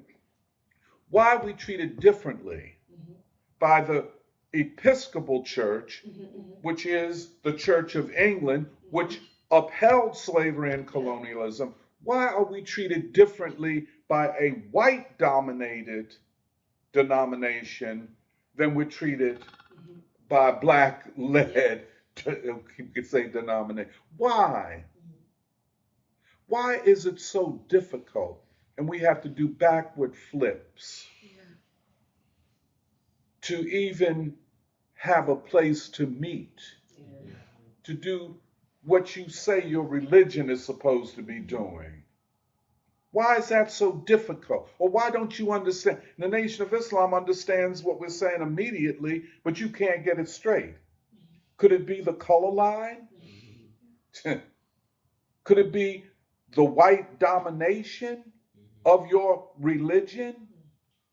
And could Minister Abel have it right that it is black people that are the future? And you want to fight against that future. So I guess, and these documentaries, I hope Naya makes a documentary of Coretta Scott King. That has to, but that was a wonderful, well, I'll shut my mouth. Thank you. I don't talk too much. We'll help you. Just really into what you're saying though, and I don't also mean to talk about. I didn't mean to cut you off earlier. I was just feeling like I was relating to what you had to say because me and Kathy, what day was it? 2 days ago. Before I had to come to the airport, we were like walking around downtown Chicago, and like we had walked through the city hall, and I was like, Kathy, this city hall is crazy. Like, it's so organized. And people are like milling in and out of it and like working and stuff. And like I was telling Kathy, like the city hall, the way that it's built around a square in Philadelphia. So like people who go in are walking around a square, but it's not like you can like go through the building of the city that is run by the people who work in it. It was just like a whole thing with that. But then we had gone to, or like there was like a market next to the city hall that was a like a weekly market, kind of like flea market thing. And like there are these two guys at the end of it who are sitting there, these two older guys who set up like a booth for like, then they called it like old heads advice or something like that. Like they were kind of being a little bit funny. And I came up to one guy. It was a white dude and a black dude. I don't think that makes a difference. But I came up to the black guy and he was like, "Oh, hey, like where you guys coming from? Like who are you or whatever?" And he smiled and like he had a nice smile. So I was like, I'm from Philly. We're coming from Philly, but we're not gonna stay in town too long or whatever. And he was like, I guess this is kind of stupid, but he was like, well, Philly's a hidden gem. And I was like, oh yeah, well, we need a lot of help. Like we need a lot of help. And he was like, yeah, no, Philly's a hidden gem. And that just makes me think because I was just like moving around a lot, and I had gone that morning to the final call office, or where they make the final calls and stuff. And on my way back, one of the bus drivers, he saw me get on, and he was like, "You sure?" I mean, he didn't ask me if I didn't know where I was going, but he was like, "This bus goes to the train," and I was like, "Yeah, I want to go to the train." And I'm only saying this because the way that Philly is working right now, I think bus drivers would ask if people need help, or if they're asked to be in help. But then there's a lot of barriers and walls, whatever, because they don't know who's getting on the bus next and what's going on with the other person. And the bus driver could also be having a bad day, so they don't want to talk to you anyway. So just get on. I know you're not gonna pay, so I mean, there's no point in me arguing anymore. Like there's a level of like being okay with a certain dysfunction, and at the same time ready for anything, whether that be anger or politeness. And then there's like this is like your imagination has to be very broad if you're a bus driver in Philly. I can imagine. So I mean, like I just experiencing that a little bit more. And then even the first time that we had gone to Chicago and we showed the Paul Robeson documentary, like it was really taken. Like the Paul Robeson documentary was really taken. Like people were clapping at the points that the documentary was being made, and I don't know, but my imagination tells me, if I think about that documentary being showed, I know that first of all we would have a rough time figuring out where to show it, who to talk to. We would be either have to have a long drawn out kind of like discussion about payment to be able to get the space to show it. The people who would come would either be a mixed bag of like people who happen to kind of come across a flyer, um, but it's a less of a mass oriented situation when there at the same time is still the ideological / activist groups who work against the free school, and either they show up or they don't show up, and either option is a distraction for the connection that we're trying to make to the people. And I don't know, it was just like different when this time when I came back from Chicago to Philly, and I'm just thinking about the city and the way that people act like we do need help in a lot of ways, and there is a level of dysfunction that we've gotten used to. But another thing I was thinking about, which this is just the last thing, the Philly as a city is compact more so than Chicago. Like Chicago's spread out. Like you could see Philly, like as a whole city, like just from one track, like from the Market Frankfurt line going up and down. And that's another thing. The railroad, I was like thinking about the people who drive the trains. Like they have to be more conscious in Chicago because the trains are more complicated probably than in Philly, because on the Market Frankfurt line it's up and down, and then on the Broad Street line it's also up and down. There's only one turn on from 40th Street to 46th Street, so it's just like it becomes very speedy and automatic. But anyway, the point being is that there is a deliberate reason that you're pointing out, Doc, with the deliberate, like the deliberate attack upon the people in Philly, because I still think that they wouldn't do, or like the crisis that Philadelphia is experiencing, in the way that it's experiencing, would not be allowed if the potential of the people weren't as great as it is. Yeah, that's a good point. I was talking to Sister Ayana about this. I was saying, like, it's amazing how our message is being received here. And she said it's because the work the nation has done, all these years of severe counter-revolution. She was saying we used to bus people in from the projects, so there were still projects. And she said something else that just was so special. And I do, like, I will say, like, prophecy, it's just becoming, I'm really becoming a believer because no, because she said what I needed to hear at the exact right time. She said the thing is, when you see the Black freedom struggle, you're seeing yourself, because we're all the original people. And everything that we already talked about. But just that she said, when people like resist this message, it's because of their ignorance. Yeah. They don't know. Like, you have to just tell them to go and study. Just go send them studying. And she said, yeah. So, anyways, yeah, it's just this tradition and this knowledge of, like, the deep knowledge of who we truly are originally. It's been so stripped away from people, and they're left with all this counter-revolutionary garbage. Yeah, the Philly Chicago stuff is also I also can't help when you come to Chicago. Like, the way I describe it to people is, first of all, I myself, the way I grew up, I'm from the suburbs of Boston, so I don't even know Boston. and like, I know enough to know that, like, I don't completely like Boston. No, I mean, obviously I feel some loyalty because, like, I'm technically from Massachusetts, but I don't really like Boston as a city. Alice doesn't. She hates it. But Philly was the first big city I've ever lived in, like, for real. And I think I didn't realize how much I had become desensitized to in Philly until I came to Chicago, where Philly, it is like, we talk about it in free school about how criminal leaders of institutions, including city government in Philly, are because of what they let continue to happen. That's right.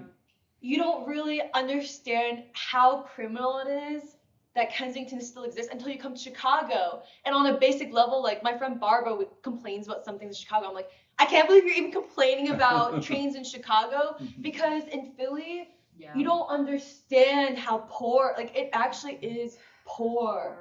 It is poor. And the amount of homelessness, people like asking for money, like you think that it's actually not that bad, because then you also hear, you know, people talk about like India or like, you know, poverty, right, in former colonial countries that have histories of colonialism. But then you compare it to Chicago, which is also a big city, and also has, like, Chicago has its own issues and difficulties and challenges, and not just like in downtown, but like across neighborhoods. But I still don't think the level of poverty you see in Philly and how much the people have been neglected and attacked and exploited and taken like everything taken away from them. You really don't feel it until you come to Chicago. And you realize, because I think there's a joke, like I like to joke about it, but it's like I actually think it's for a reason where I'm like, oh yeah, people feel they're kind of rude. Like they're like low-key a little rude. And it's okay, because like sometimes I kind of like it. It's like, you know, people, I still think, no, I mean in this terms of like, I think people in Philadelphia are very beautiful. Like I think they're very beautiful people, like full of struggle. But I do think I think the reason why people in Philly like just seem, you can tell that they're like, they have basically suffered, that they're suffering, and they've been devastated, and so much has been taken away, but it's almost like people don't want to like talk about it. But in Chicago, it is just, people don't have that level of devastation. And I was going to talk about it later, but as part of talking about Coretta Scott King, but there's when Coretta Scott King in her autobiography, when she talks about her and Martin Luther King Jr. going to Chicago, and the way they talk about the slums, it does not actually, when I read it, it actually sounds like Philadelphia today. It does not seem like Chicago today. It sounds like Philadelphia today. The way they talk about young people, the anger, the bitterness, the violence, how much they're ready to react, that sounds like Philadelphia. Not completely. I'm sure Chicago has some of those elements, but I don't think it's the level. And I think it is because what we've been saying in free school, it's a deindustrialization, the deliberate attack, the way the ruling, I really feel like the city that produced the Philadelphia sound, the city that produced John Coltrane, the city that produced revolutionary struggle, there was a reason Philadelphia had to be deindustrialized systematically, taken apart systematically, to the point, not just economically, but to the point of we're going to take every institution, from the libraries, but especially to the churches. We will systematically take it apart, and we will also start systematically taking apart your communities that none of us wanted in the 80s, and we're going to take it apart. And and I also think that's why the event, I also appreciate how much we're now focusing not just on nonviolence as a scientific instrument, like nonviolence as an invention, but also like about the peace economy, because that is a huge sense you actually get in Coretta's autobiography. And she talks about, once you reach the end of her autobiography, which is also I haven't reached it, but when you reach the point of King's assassination, she talks a lot about how her and King start, they're talking constantly about the world peace movement, how they have to, like, the next phase is the world peace. And she says it explicitly. She's like, we realized how much whatever we are building in America is intertwined with the peace movement. But she also talks about, like, basically we need a peace economy. And if Philadelphia can show you anything, and I do think Philadelphia in particular shows it, it is the need for a peace economy. And it's because Philadelphia as a city, you can see the suffering and the effects of a war. You can see the effects of a war society and a war economy probably above like any city. You're probably right. And I think that is also why Philadelphia is so important. Like, it's been actually such a gift to be able to like see Philadelphia because we came to Chicago. Yeah, something we even noted on the way here, being in Chicago, is that you see a lot more babies in the city. Like, if you've noticed, like, families with strollers, and this is of all races. It's like black, white, Asian, and you don't see that actually in Philadelphia, or at least like I think because we've been in Philadelphia in different neighborhoods, but you really don't. It's different. It's like you don't see. Yeah, They they're guard not their outside. children inside, or the children need to play in very specific places. But here, you're saying. Yeah, unless it's like, I don't know. I guess we're in West Philadelphia, so you do sometimes see white families and their babies. But even then, it's not like you don't really see that as often. But something we have noticed, and it makes so much sense based on what we're saying, which is Philadelphia is very violent, it's very poor, it's very dirty. And so how is that an environment for any family to raise a child? People are guarding their children. Yeah. In Philly, people are guarding their children. Like, I noticed it Chicago, but also when I visit my sister in Nashville, I didn't realize how much I don't feel like I see babies galore in Philly until in Nashville, there's so many babies, like of all ages.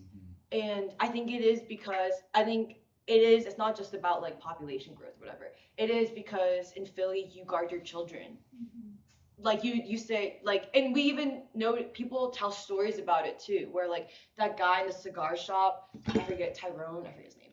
He said he was like, I do not let my grandkids go outside.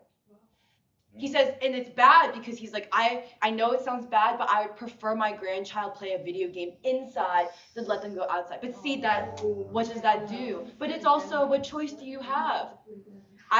People saying, I'd rather my kid play a video game inside, like all the time, rather than let them seek things outside. And just one other thing, if I can, it doesn't. Wait, hey, Serafina, are there any comments yet? Oh yeah, I think Mary and Jeremiah, did you want to read comments? Let's do, and then we'll come back, Serafina. Okay, I'm sorry. Yeah. I'm on that list too. It's tough when you're on the screen. Okay. Yeah, there are a lot of comments and there is a discussion going on, so I'll try my best to summarize. Todd, Ryan, BK, Layat, Willingly Nomadic, Ware, Pilgrim, Philip Logan, Future Homestead, Don DeBar, all say good morning. And then BK said, it was a very powerful and informative event. Respect and thanks to the free school. And then Layat Betra says, very much agreed. So grateful to the free school for honoring a great soul in this beautiful way. Ryan Wagner says, the ruling class has systems to destabilize the natural evolution of working class movements, conscious energy, away from birthing the greater change of consciousness seen in the aftermath of a true bottom-up revolution. Workers need to create our own systems, independent of the ruling class system, to take control and stabilize these systems that have been purposely destabilized by the ruling class. Layat says, student minister Abel making that point about how the history of struggle in this country has been working itself out this whole time was so powerful. We're taught to see history as a record of failures, not as an engine for ultimately resolving contradiction and injustice. BK says, on the point about unity, great points. You're leaving the confines of your social, racial, cultural box. How dare you, LOL. And then Ryan Wagner says, humanity is a system no different from any other natural system. There's no denying the unifying effect across working people that has resulted from the movements and teachings of King, Gandhi, etc. This has helped create the preconditions for the revolutionary moment in front of us. Don DeBar said, back in the 90s, when I had my studio and I worked, kids age 16 to 30 who were doing hip hop, for them, that thug thing was a big deal. But when Farrakhan put out the call for the Million Man March, they joined enthusiastically and came home and changed their effing ways. It woke a whole lot of people up. I saw it myself. And then there's a conversation going on about nonviolence and social struggle, where Ryan says, I still question whether pure nonviolence under our current conditions is a diversion tool of the ruling class to prevent the working class from flipping their own systems of violence against them. This is not to advocate for pure violence, but rather a strategic blend of nonviolence and violence to counteract and balance the ruling class systems in place. And Todd said, no, I would argue that nonviolence is the only true threat the ruling class fears. And then, yeah, there's a debate going on where Ryan disagrees, says that both are systems of oppression used on the working class and both can be used to liberate the ruling class. And so, let's see. Yeah, Todd says nonviolence is a universal struggle, whereas violence is very specific and limited to a small subset. And there's this question of why would a weaponized police state actually fear violence? But Ryan is saying that this system is trying to basically just completely phase out humanity with AI. But let's see. Don DeBar says, we have to understand that when this comes to a point, like a breaking point, we will not have a corps of generals with a God's eye view of the battlefield, but rather we'll have a chaos model, and we have to understand this to develop a strategy. But I have no idea how you do that.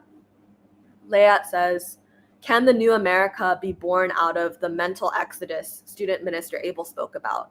Because the ruling elite relies so heavily on violence and in fact have been created by it. The ruling class will always be able to utilize violence to their ends better than the people can ever refashion it as a tool for theirs, which I'm not sure is even possible because the people's ends seem fundamentally incompatible with violent means. And Todd says, the ruling class fears nonviolence because of its potential. Everyone can participate, which complicates a police action. And so BK says, perhaps the masses can learn to utilize weapons of a different nature quality, which I think is going back to this idea of nonviolence. And so, yeah, I think there's just a big discussion where I think Ryan is saying that the ruling class has no need for the working class, which means that they're willing to go to ever more violent means. But I think Todd and BK and others are saying that nonviolence is not just, I guess, an empty strategy. Let's see, and it just keeps going. Yeah, lots of comments. Oh yeah, so he's basically just saying the ruling class doesn't care about even killing like billions of people. But yeah, that's basically the comments.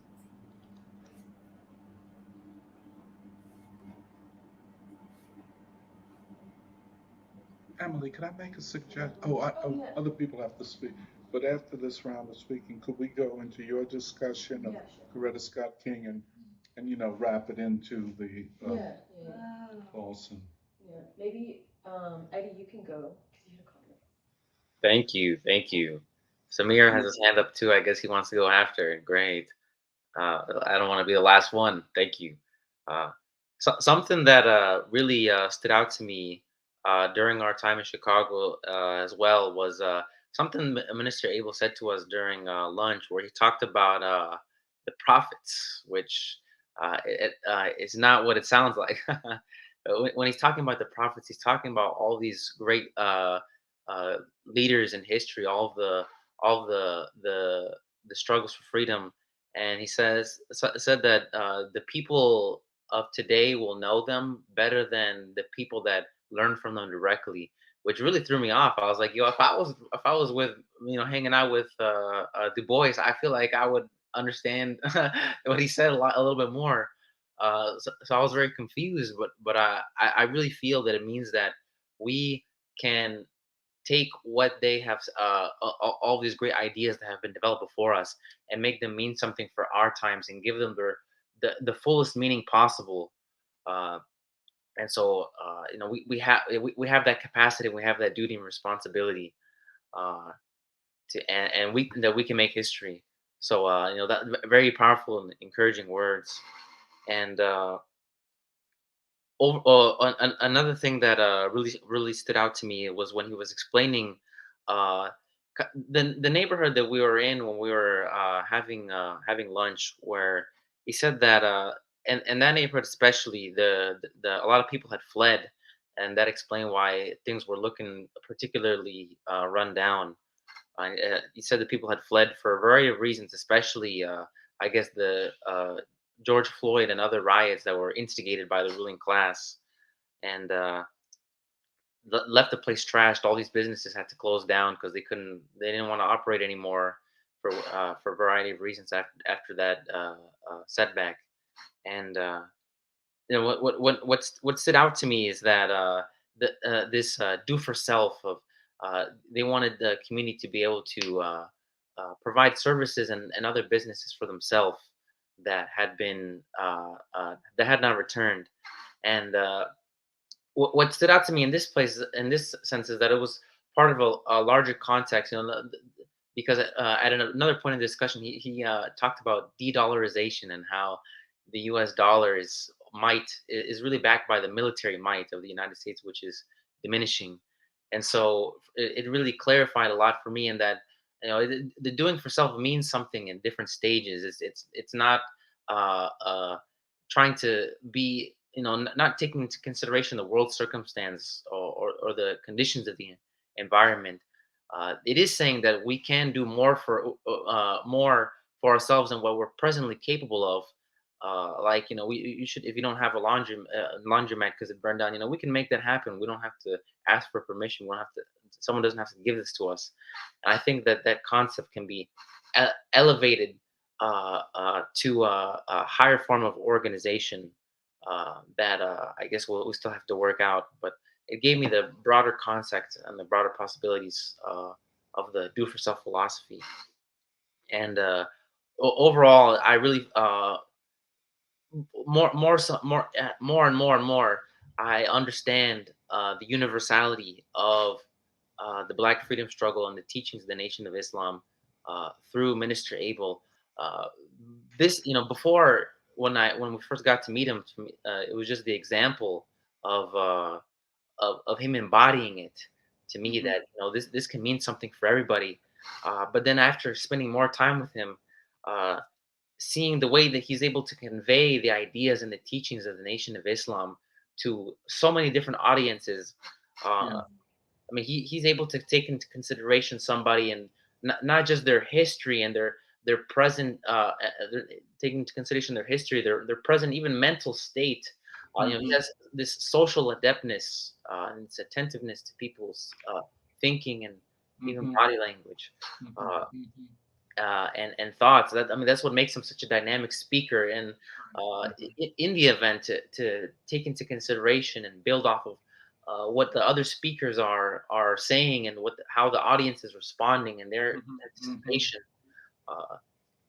to make the message surgical, really, into the hearts and minds of people. And to me, that gives me, I guess, more power, inspiration to be able to do the same, really, and speak a message that is universal and yet so specific at the same time. So yeah, overall, such a beautiful time, and I'm grateful that this relationship is blossoming.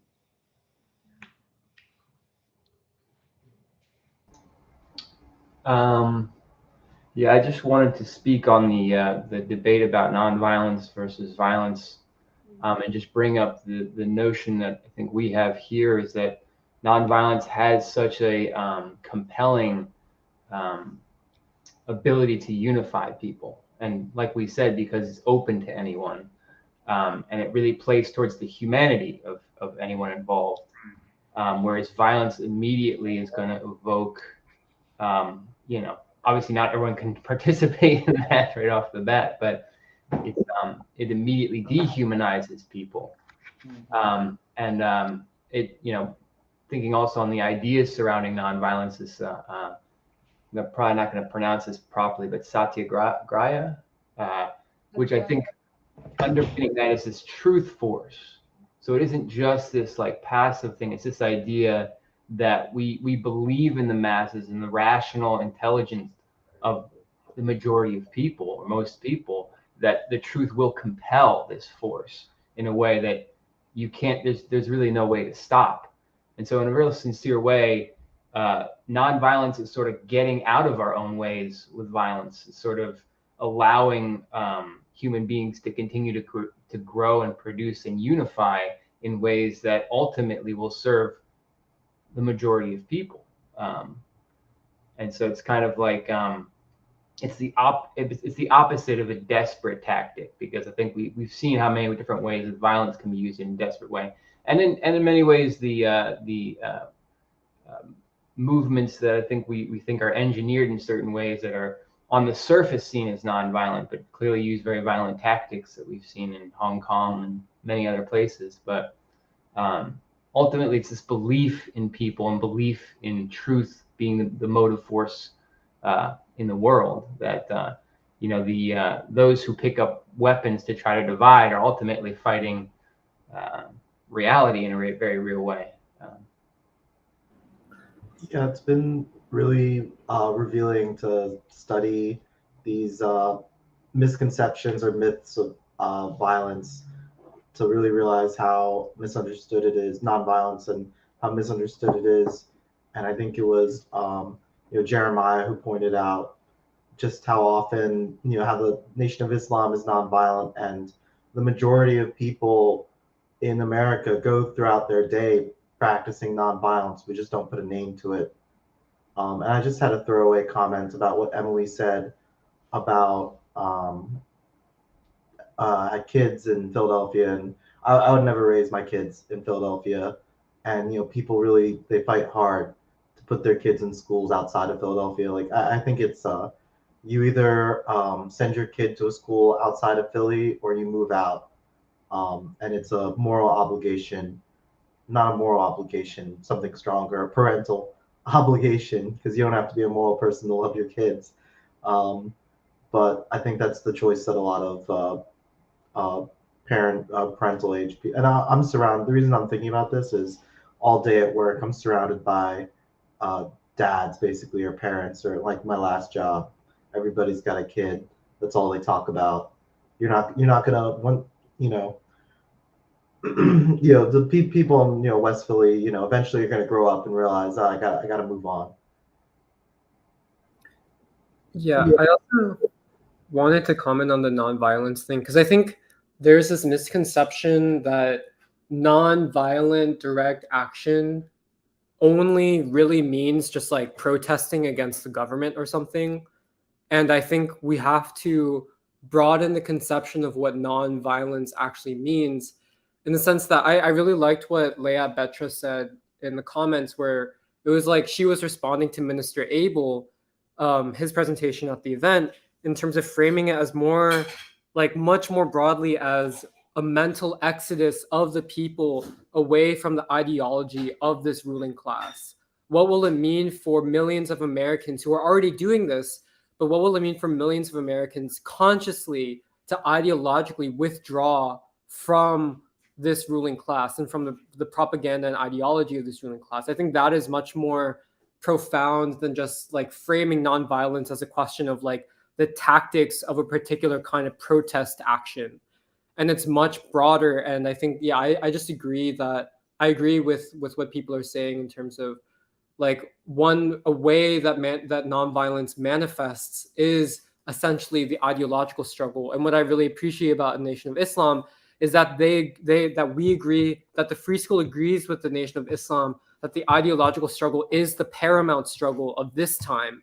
It is the struggle to change people, to change people's minds, to change how they see themselves and how they relate to their fellow human beings. And all of this has to do with basically, how do you deal with the fact that, like Minister Abel brought this up, that like today the primary like instances of violence that take place in American society is Black people killing Black people, Mexicans killing Mexicans, Chinese killing China, like that whole thing. And all of this is reflective of an ideology that has been placed inside of people.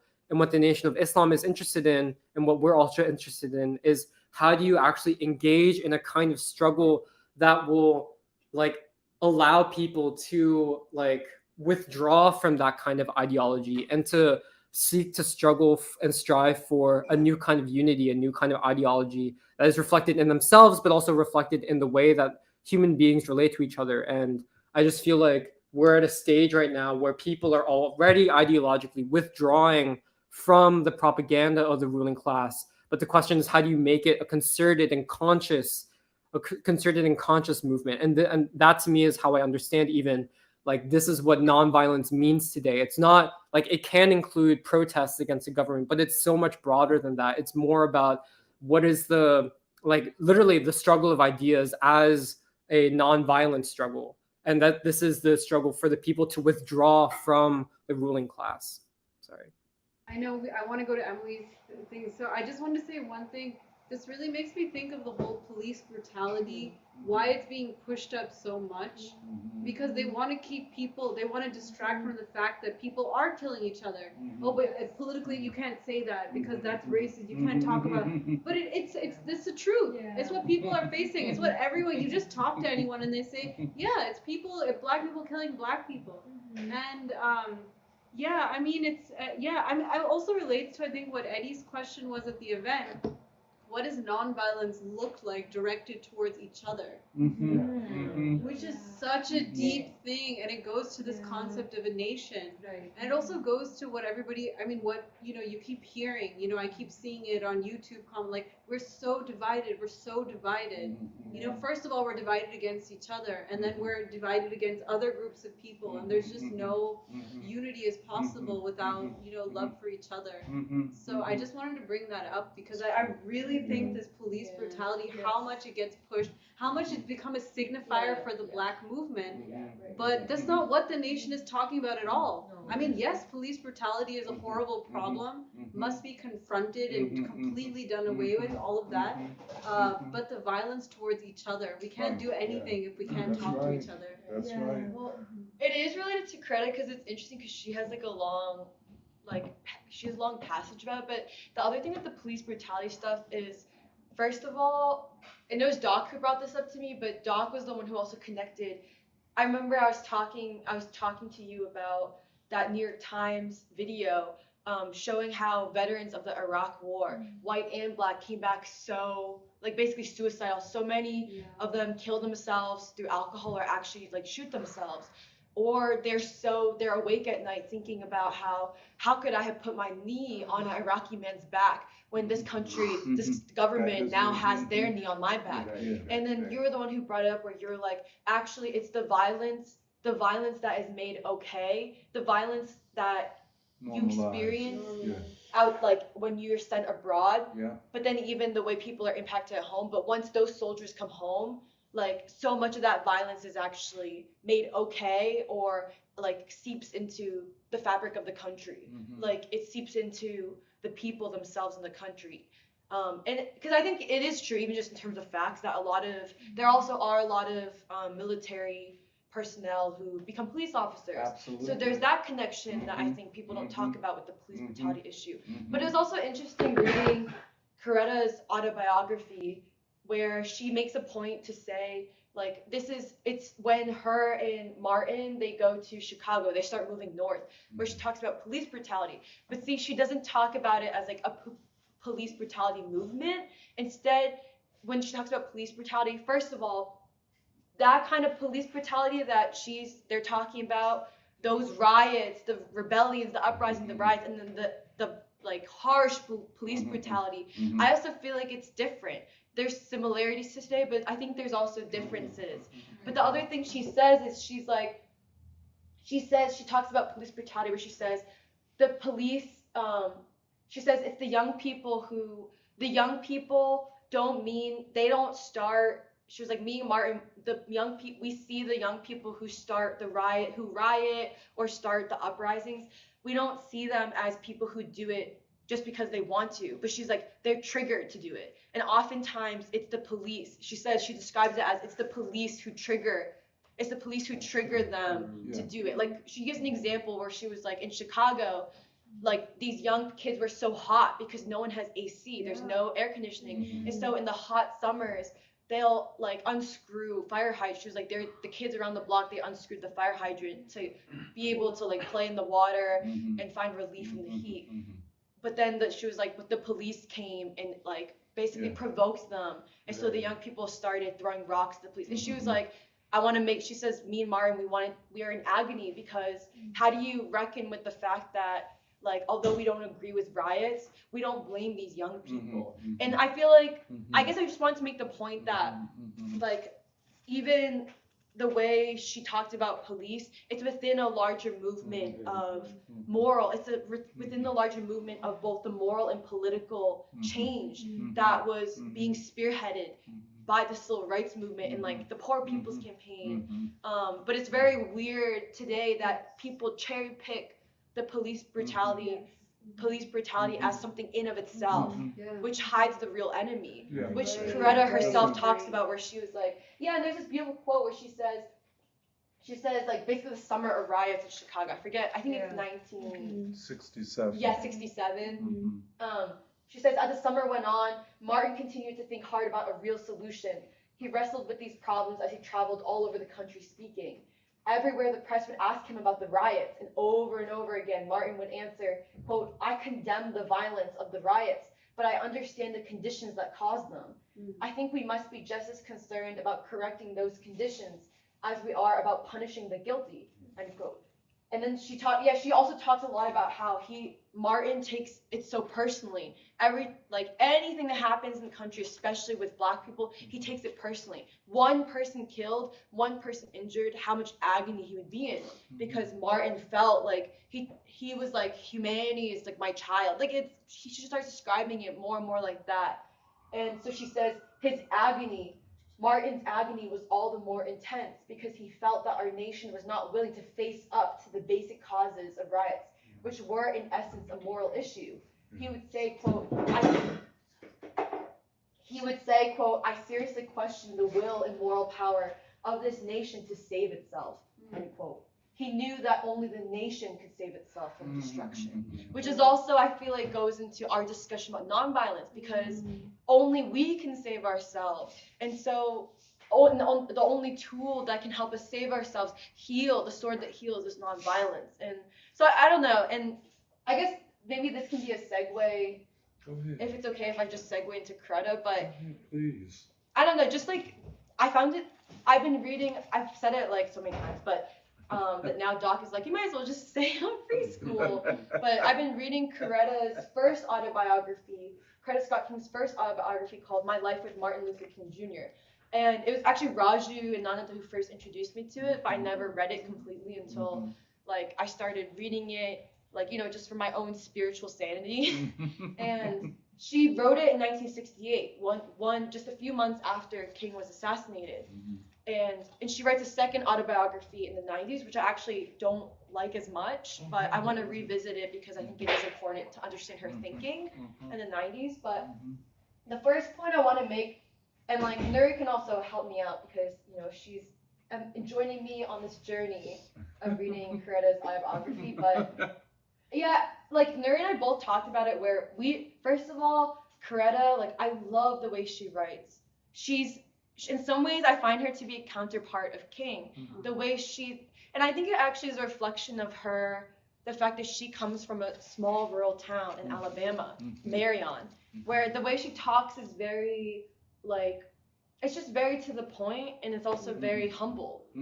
She's very humble. And the first point I want to make about Coretta Scott King is, when you read her, and you can tell this is how she sees her life, and it's why she writes the way she writes. She is not who people often see her as, which is just a wife of King, or even the way feminists want to see her as a woman who is kept at home. But because that's actually not how she saw herself, and it's not how King saw her either. Because what you get the sense of is that, first of all, Coretta Scott King, she says it explicitly, she sees herself, that her role as King's wife, as the most important duty of her life. She was like, God put me on this earth. She's like, I think God destined me to be Martin Luther King Jr.'s wife. And just similar to how she starts seeing Martin Luther King Jr. more and more like Jesus, almost like a son of God, and almost in some ways I don't know, a father of a nation, father of a people, father of humanity, which is why he's so in agony when he feels like something goes wrong. He takes it personally. And that's also why it's almost like he never slept. He was constantly working, traveling. But Coretta Scott King also starts, I feel like the way I see her is she writes as if she sees her role as the mother of a movement. And that's also why, and I just like the details she gives, where she talks about when Montgomery happens, when she and King moved to Montgomery, and the Montgomery bus boycotts happened, and here a movement for the whole nation emerges and how much responsibility that is.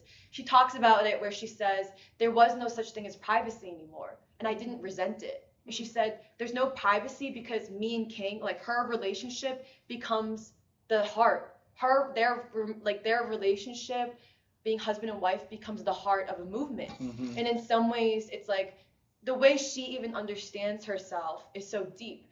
And this is another point I want to emphasize when you read the autobiography, just that she is perhaps, I feel like she is perhaps the most accurate witness to Martin Luther King Jr. and the movement, especially the beginning of the movement. And she herself says, she's like, I take pride in being the best student of Martin Luther King Jr. You know, where she says, I'm a student of Martin Luther King. And then even she says, Daddy King, Martin Luther King Jr.'s father, even saw himself as a student of his own son. And there's something beautiful about that. But the way she understands herself as a revolutionary woman, you know, the mother of a movement, and how seriously she takes that, I feel like it's just so, it's very moving to me, but it's also very different than the way people want to perceive her today for a reason. And it's also, of course, very personal for me, also as a young woman who is, you know, figuring out my own identity as a revolutionary woman. But I just wanted to read some passages to go off of what I just said, especially about Daddy King, where I remember we had a free school where we played Tina Marie's song, Miss, yes, what was it? Miss Coretta Scott King. Okay, Miss Coretta Scott King, yeah, and where she calls her a queen. Yeah, where she calls her a queen. And Tina Marie was so accurate in her description of Coretta Scott King. And I remember when we played the full speech that Tina Marie's song samples, where it's at the bill signing of making Martin Luther King Jr.'s birthday a federal holiday, where she gives that beautiful short speech about, like, may we make ourselves worthy of his life, because his life was a blessing. Her whole autobiography is that sentiment. And what manner of man was this? Remember Yes, and so it's deep because in some ways, Coretta Scott King and Martin Luther King Jr.'s parents and family, they knew that it's also, I really respect them because they knew, like Coretta would talk about, she's like, we all knew Martin Luther King Jr. didn't belong to us. Yeah. He belonged to the world. And in some ways, they saw themselves as students or followers of him because they wanted to make themselves worthy of his life. You know, and they also wanted to make themselves worthy of humanity, of the American people. But there's this quote where she says, at first, Daddy King did not approve, and this is, so Martin Luther King Jr., this is when he takes the big step to take a stand against the Vietnam War, which Coretta Scott King, I give her a lot of credit for this, but I think Coretta Scott King was also a huge reason why Martin Luther King Jr. had the strength and courage to take a stand against the Vietnam War. Because she even says, she was like, after he wins the Nobel Peace Prize, she tells him, like, you know what this means, right? And he says, what? She's like, you're gonna have to come out publicly one day. You're what God is willing us to, the direction he's heading us in is we have to take an unequivocal stance against our own government because of the Vietnam War. Like that, because at that point, Coretta Scott King, Martin asked her to be the one to keep in touch with the peace movements around the world. And Coretta herself says, she's like, the peace movement is too white. We have to join. We have to give it life. Like she saw it as like we, like the civil rights movement, have to give this peace movement the life it needs because it's so important. And so she's the one who also, in some ways, is kind of the spiritual anchor for Martin Luther King Jr. to take this brave stance that a lot of people turn their backs on him. And so even Martin Luther King Jr.'s own father, he's at first does not approve of it because he himself, he's like, why are you going against our own government? You're going against the people by going against the government. You're also splitting the movement. There's sort of this idea that you're going to split the movement. But then she says in her autobiography, at first, Daddy King did not approve of Martin's stand. Now he says, quote, I could not speak out against ML, so that's Martin Luther King Jr. I could not speak out against ML on the peace statement, though at the time I thought he was wrong. But when he finished his great speech at Riverside, I knew, the whole audience knew, the man was right. He was a genius. I'm not talking about my son when I say that. I'm talking about a world citizen. He moved beyond us early. He did not belong to us. He belonged to all the world. Yeah, and there's that sentiment of, yeah, and I think it's Coretta and his own father who really believed in him the most. Like, you're destined to be a world leader. Like, humanity needs you. And so Coretta Scott King also compares him to Jesus, where she says, whenever I hear the song Sweet Little Jesus Boy, I think of Martin. And she's speaking from after his assassination, where she says, and then she quotes the song, which is, Sweet little Jesus boy, they made you be born in a manger. Sweet little holy child, didn't know who you was. Our eyes was blind, we couldn't see, we didn't know who he was. The world treat you mean, Lord, treat me mean too. But that's how things is down here. We didn't know who you was. Yeah. And, let's see what else I have. Oh, and then she also says, there's another quote from Coretta I really loved, is she said, I would tell my friends, quote, those persons who do not agree with my husband on the Vietnam War do not understand the meaning of his whole life. You cannot believe in peace at home and not believe in international peace. He could not be a true follower of the nonviolent philosophy and condone war. You think of him as a politician, but he feels that as a minister, he has a prophetic role and must speak out against the evils of society. He sees war as an evil, and therefore he must condemn war. And then she says, as we reflect now on the course of events, Martin's peace activity marked incontestably a major turning point in the thinking of the nation. The tide began to turn to peace as the majority of the country saw the war as not only erroneous, impractical policy, but also unsound in morality.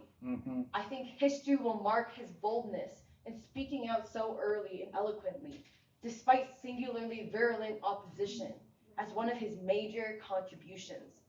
In defining these debasing national deficiencies and in offering constructive solutions, he was supporting the best in the American tradition.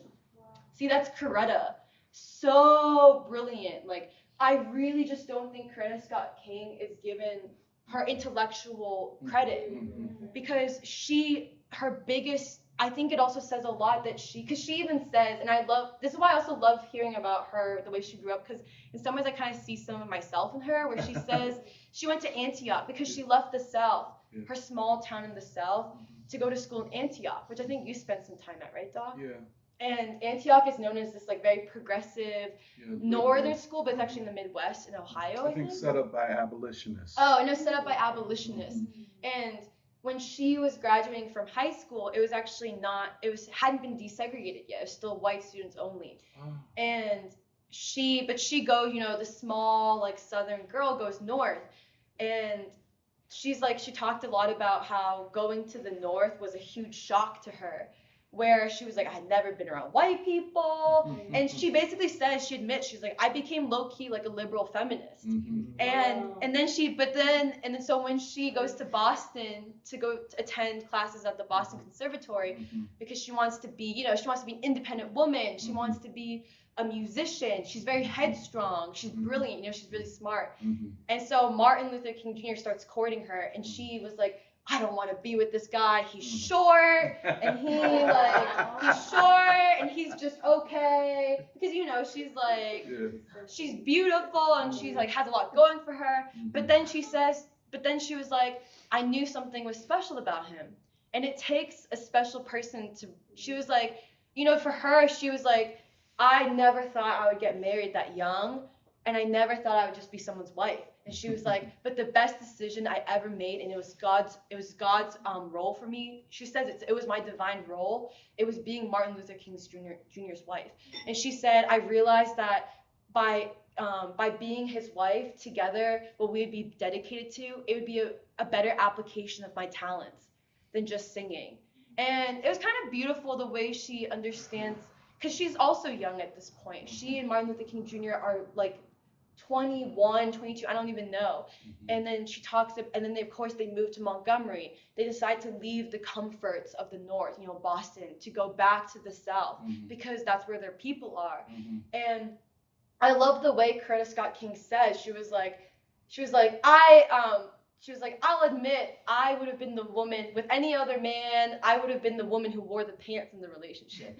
She says that, and she's like, but it was Martin Luther King Jr. who, because I respected him, not just as a husband, but I respected him as a man, like as a teacher. And she was like, I wanted to be in this movement with him. And she understood the higher calling. And so I just don't think she's given enough credit because she's so brilliant. And in some ways, I think she is so fiercely loyal to Martin Luther King Jr.'s philosophy and his understanding that it does not end with the civil rights movement. And I haven't finished the book, by the way, so this is why I'm not talking past the Vietnam War, because I haven't made it past yet. I've only made it to when he decides that we need a peace economy, where he says the next step after taking a stand against the Vietnam War is we have to concentrate on the peace economy. And the reason why he reaches that conclusion, the Poor People's Campaign, is because of Chicago. And I was telling people before, and I'll stop here because I know I've been talking a lot. I'm really excited, but the thing that really touched me was, when they go to, of course, like, I love reading about Montgomery and Selma and Birmingham and the movement coming from the South. Like, it's very beautiful, the sheer amount of discipline and dedication to a higher calling and to God and, just the stories. But I think what I really loved was actually hearing about her perspective on Chicago, because she talks about how much of a shock it was to her, where she said, at least in the South, despite how terrible things are, when your kids can play in green space, like she talks about it, she's like, your kids, they may not be able to sit at the lunch counter, but when you let them out to play, they play in the fields. And she was like, in Chicago, she was like, they lived in Marquette Park in Chicago, and it was considered the slums. She was like, there was no concrete floor, it was dirt. She was like, the floors were dirt, it was not concrete, and like the front door to the apartment doesn't even lock. And she talked about how meeting the young people in Chicago, it made sense how angry they were, how they had felt betrayed and disappointed by so many people, especially by authority figures. And that's also, it's like, it was so much anger that it could be sparked at any moment. And how surprised she and King were, and how eye-opening it was to them, like they would have to tie in the civil rights movement. As you went north, you'd have to tie it into a peace movement, because their understanding of nonviolence was both that the violence inflicted abroad, like, it seeps into the very fabric of children here at home. And they talked about that. And she talked about how, like, this infamous meeting, how Martin Luther King Jr. was taking a nap. And these kids were kind of angry, and they were very angry and wanted to come and see King, because they're a little bit like, who is this guy coming to our neighborhood? And so the gang leaders, the youth gang leaders, came and sat in the living room, because Andrew Young invited them in and said, no, how about you come in, we'll listen to you, let's talk. And Coretta Scott King made them sandwiches and fed them.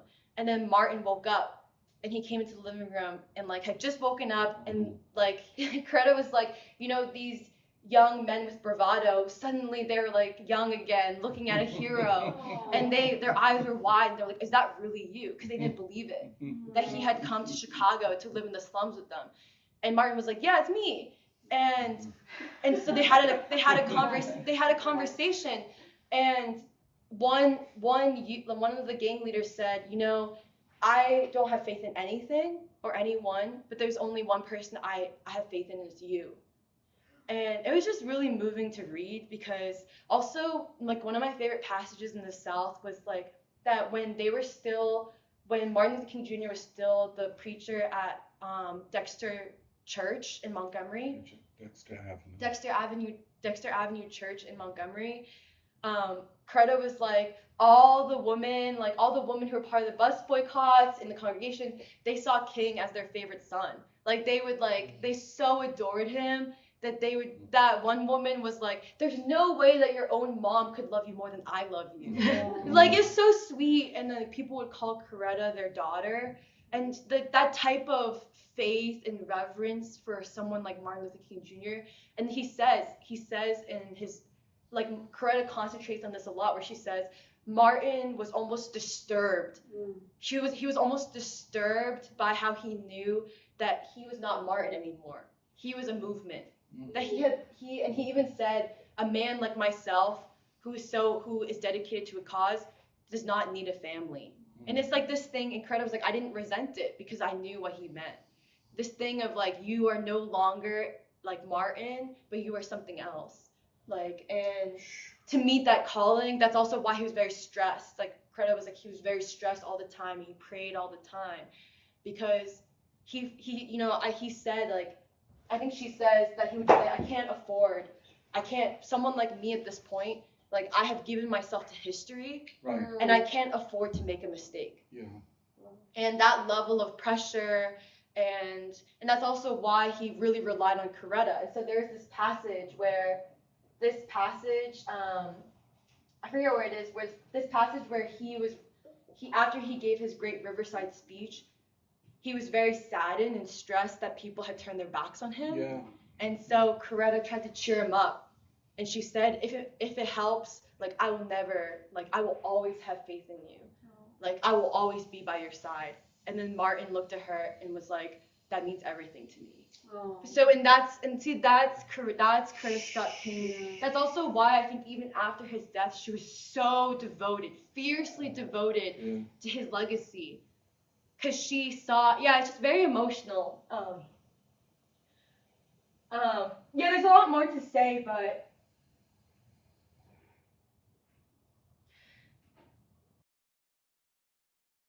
there's a lot more to say, but I really like Coretta's autobiography because, she, of all the people who I think left King's legacy, because maybe it was too much, she always carried on. And you can hear it in her autobiography how loyal she is to him. And not just him as a person, but also to like his sacrifice. And she knew that he was gonna die, like she said that. Especially, she talks about how especially after President Kennedy, JFK, is assassinated, she talks about how Martin was watching the TV and said, I know that's what they're gonna do to me. Like she says that's what he said, and she talks about how she was like in the beginning when he would be sent to jail, she used to cry a lot, and then she said I stopped crying because I made peace with it. And that's why it's the depth of saying Martin doesn't belong to me. Martin belongs to everyone. He belongs to humanity. And I don't know, and also and people, and also like she really talks about how much she admired Fred Shellsworth from Birmingham, and she remembers this thing he said where he said, you have to be prepared to die before you can begin to live. You know, that revolutionary spirit. I'm trying to remember if there's something else to say. And I think that's why I really like the way she described basically Martin Luther King Jr. as Jesus, almost like for her, she really remembers him as like a Jesus-like figure. And the parts I didn't talk about, but are also I really enjoyed, where she talks about their visits to Africa, to Ghana, and then also to India, and where she talks about how horrified she and Martin Luther King Jr. are when they realize that these countries that freed themselves face so much poverty, and King would like cry about it and say, this is what colonialism did to them. And like the way she notices it, where like for example in Ghana they still have, there's still a lot of vestiges from colonialism, like servants in Ghana, there are servants, and it's not them trying to put down Ghana, but it's them saying like this is what we're dealing with. This is the impact of colonialism on these countries. They have to face something. And then also when they visit India, like she talks about how they were told not to give money to beggars, but that they saw like a man holding a child, and she was like, they had nothing on their bodies. They were just bones. And the guy knew that the Kings didn't speak English, so this guy with his baby like motion to his mouth showing like I'm starving, and she was like, we were told not to give any money, but King gave like everything in his wallet. And yeah, because I think those experiences I found interesting, because you can tell that that's also where King and Coretta, Martin Luther King Jr. and Coretta, are connecting the system of colonialism to their role in America. And that's also why they take the nonviolence as a philosophy, but also its connection to a peace movement very seriously. Yeah, just also, like, of course, everyone knows the beautiful Martin Luther King quote where he says, "I came to India not as a tourist, but as a pilgrim." And how he was, like, Martin Luther King Jr., how much he had to learn from India and Nkrumah, and he had conversations with Nehru. And yeah, so anyways, this is me basically saying I'm enjoying her autobiography, and I also think she, like, I put her along with Winnie Mandela, like women who deserve to be celebrated as mothers of movements. Right. And yeah, and also, the love Coretta Scott King, the undying devotion she has to Martin Luther King Jr. It's the undying devotion she has to the revolutionary struggle of the American people. And she also has interesting thoughts on Black Power, for example, where she talks about, like, she really does not, it's almost like, I like her because she's so spunky, but she was like, I cannot get down with separatism. And she's like, how can I get down with separatism when I saw a quarter of the crowd at the March on Washington be white, and I saw the future of America where we can sit at the same table. She's very much like, she's hardcore, like a hardcore like disciple of King. And so yeah, maybe Nuri can also add some. Well, I'm much less far along, so I just finished up to like Montgomery, but it is, yeah, like Coretta's voice is really amazing because she's like so like humble and spunky, and I feel like in this one she like says like, yeah, like I was interested in feminism, and she said like Bayard Rustin came to give a talk at our high school or like middle school when she was in 8th grade. And so it's very clear that she had like independent ideas of her own, but that when she met Martin, it was like they were partners and that they brought out certain aspects in one another. And how much like, yeah, like I think it's just really amazing to see like her arc. And because yeah, like she didn't want to originally, like she wanted to be a musician, and she was actually really inspired, I think, by Paul Robeson and like that model of being an artist but also like contributing something for your people. And so when she was trying to make the decision like whether or not she was going to marry Martin Luther King, I think her sister wrote her a letter saying like, oh, like you will have your career but not as you first like envisioned it. Like you'll have your career but it's something different. And so she changes her major to like music education. And then when she's passed, like when King is pastoring the church in Montgomery, like she's a part of like the choir, and like the choir wins awards. And then when she's singing and giving benefits, she says that she like modeled her style after Paul Robeson, where like she would sing a song and then she would like explain like sort of the political aspects or like the narrative of like struggle and like striving. And yeah, I think it's not a thing to try to like say like, oh, Coretta was like different or like Coretta was special, but it's like Coretta and Martin Luther King together that I think really made the movement what it was, and how much like she really was his partner. And also I think her approach is just, I'm just like trying to process it and read it, but I think it is pretty amazing how little is like known or said about her besides like the Tina Marie song, and how like I think there was like a Guardian article where it's like she's not she said at some point like people see me as a symbol, but I'm also an activist, like I am. And then I was thinking about how I think at the Harold Washington Library, Coretta had written a letter to Harold Washington because Chicago was one of the first cities to celebrate Martin Luther King Day. And so in the letter, she was saying like this is going to be a huge step forward for our nation in general, like commemorating King as he should be remembered. Yeah, I don't know. I think just the early life too, and the way that she has so much faith. Like she says, like I think it was some kind of miracle that God, yeah, like got me to Antioch, because she like would pick cotton as a child. Like she and her sister would pick cotton. I think her father had a sawmill in Alabama, but then yeah, like the serendipitous sort of things that got her to where she was. Yeah, because I don't know if you like this part too, Nuri, but the way she talked about how she not just Antioch but to Boston, she was like, the only reason why I was able to make it to Boston was because my counselors at Antioch wrote hundreds of letters on behalf of me to get, because she had a counselor who really believed in her, who got her to she had a choice between Juilliard or Boston, and she decided Boston because she didn't like New York City.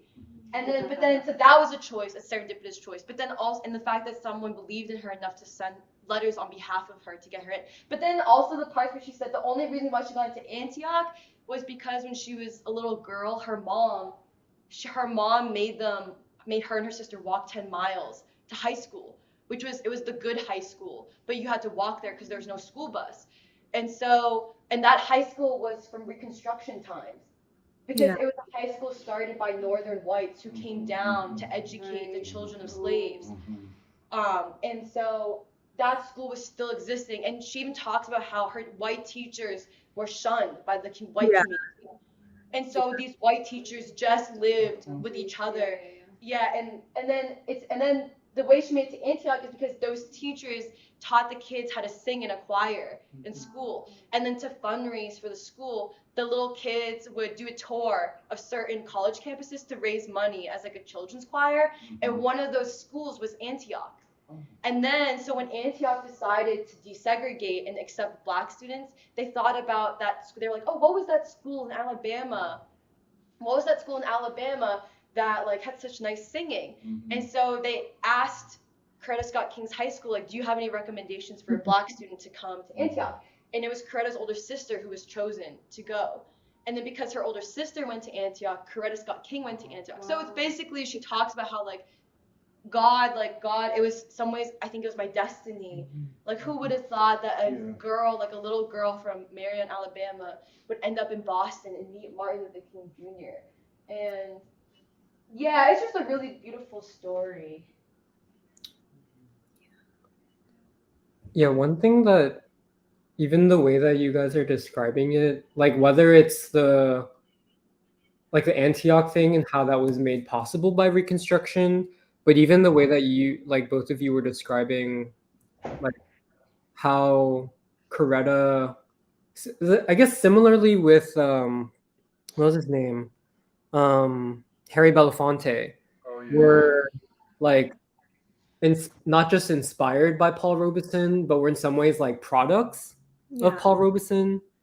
And I think that this actually gets to a comment that Layat Betra had made in the live stream comments, that it's a mistake, whether you're looking at like Reconstruction or the civil rights movement, it's a mistake to just look at these movements as like ultimately failures.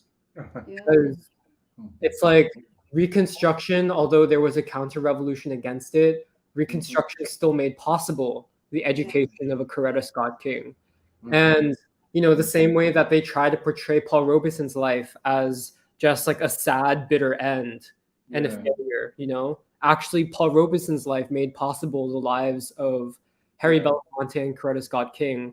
And I feel like we in the free school are also products of that too. Like we are the children of that, of what was achieved during these past generations. And I don't know, yeah, I really appreciate, I'm really excited to read more of the Coretta biography. No, yeah, it's really beautiful, because also that school, the Lincoln School in Marion, like that was a really special school, because Coretta also says that I think Ralph Abernathy's wife was connected to that school, and then Andrew Young's wife went to the same school and was just 3 years behind Coretta, like at that very same school. And so it shows, I think, like what Reconstruction really achieved, and how like it did produce like Mhm. basically the talented 10th or the people who would make history. And even when Coretta makes it to Boston, she like had the hope of a scholarship, but she just had like $15, and she was like, I decided I could not ask my parents for money because I did not want them to like basically try to finance my dreams.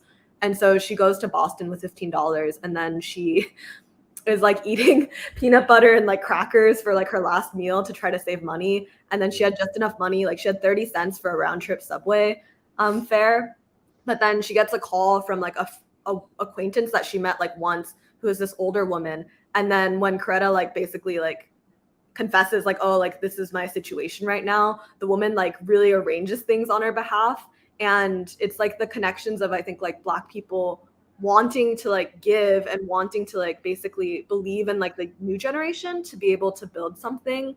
And yeah, and then Coretta like gets a job where she's like washing, like the landlord I think lets her like wash the clothes and like do some of the cleaning for the upper floors, but she says like she was just singing and practicing her singing while she was cleaning, and that she felt like this was like the job that would allow her to have her education. And so I think it's just like a certain, yeah, like striving, and yeah, and I think it's also like you really get a sense of how young they, like Coretta and King both were. Like they would go like dancing, but then she says like, oh, we had to give up dancing once like King became like an actual pastor. And like you could see that these were like, yeah, like there were people, like there were normal people who even at a young age had the consciousness and like desire to realize that they wanted to contribute something. But then like along the way, like they realized, because I just read this part where I think Coretta has to like give a public speech for the first time when King is away, and she like doesn't know if she like really wants to do it. But then she preaches from like Esther, and who I guess was like really significant in the Bible. But she like has this line like, if I perish, I perish, like so be it. And you can really see how like through the Montgomery experience, like they embrace basically the prophecy or the destiny and the opportunity that they've been given. And I think it's just really amazing to see like the capacity, but then like the embracing of that task and that role, which I feel like is inspiring as a young person. And also it shows that like the sacrifices that they made are not, yeah, like you can't take it lightly. Like you can't be like, oh, like this was just meant to happen. Like they always knew, like it was something that they also like had to come to terms with and accepted. Yeah. Could I ask a question? Because this is something that I've always tried to understand. You know, first of all, the enormity of the sacrifice. I mean, and once you give up normal life, a normal family, it's a great sacrifice. And so I presume that when they met and dated, and Martin Luther King is a hell of a romantic and a, you know, suave. He always liked to dress sort of, you know, and he knew how to party, loved to party and hang out and, you know, that type of thing. So um, I think it's, you know, he's an attractive kind of figure. You know, he's getting a PhD. How many Black people are getting PhDs in what, the early 50s and so on at Boston University? But, you know, the love that led them to become husband and wife was not the love that persisted afterwards. You know, because, you know, she had to have had a revolutionary love for him. Yeah, definitely. Because it wasn't romantic, intimate love anymore. They didn't have that. That had to go. That had to be sacrificed. So then they moved to revolutionary love, and especially Coretta had to know who he was in ways that he may not have known who he was himself. You know what I'm saying? And to then know who he was and to love that and to love him so much that whatever happened,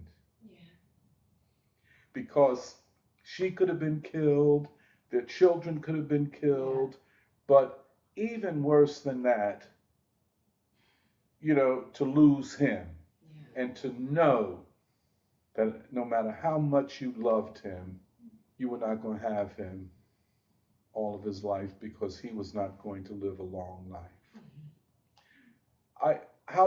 Is it anywhere in the narrative that is explored? Mm-hmm. The reason I raise it, because there's something extraordinary and something normal about that, because it speaks to human capacity. Yeah. But all of that is trashed in postmodern feminism. You see what I'm saying? All of that. Love, being a woman, being a mother, loving a man. A woman is not supposed to love a man like even a Martin Luther King because he's trashed and distorted and everything. But the other thing is, and I think this is modern day feminism, it demeans women and the capacity for revolutionary consciousness. Because what they argue is that to be married is to demean or undermine your potential consciousness. You know what I'm saying? Right. The other thing is, I only met her once at the United Nations. And, was at some kind of a reception, so on, the Committee Against Apartheid. And she was a very dignified woman. She wasn't, at all this celebrity type, not at all. And she just, young man, what is your name? And what are you doing here? Like that. And she was a very nice looking woman, you know what I'm saying? But I think back upon it, the rest of her life was agony. The loss was enormous. And I remember seeing this clip of his father, Daddy King. And it must have been devastating for the whole, because he was a prince. He was a prince of the church. It's not like, he was a prince, the son of a pastor and the grandson of a pastor of the same church. And more than anyone else, because, you can always tell the most precocious, the most, everything. And he was everything that you could ever want in a child, So he was, the one that everybody doted about. And he was a man who was accustomed to being treated so kindly. Which, you know what I'm saying? The guy that all the women like, all the older women, all the girls like, have crushes on. He's that kind of guy. But then in the struggle, he runs into all of this anger and hatefulness. So he has to transform. And what I'm trying to get at is that the human toll on all of them.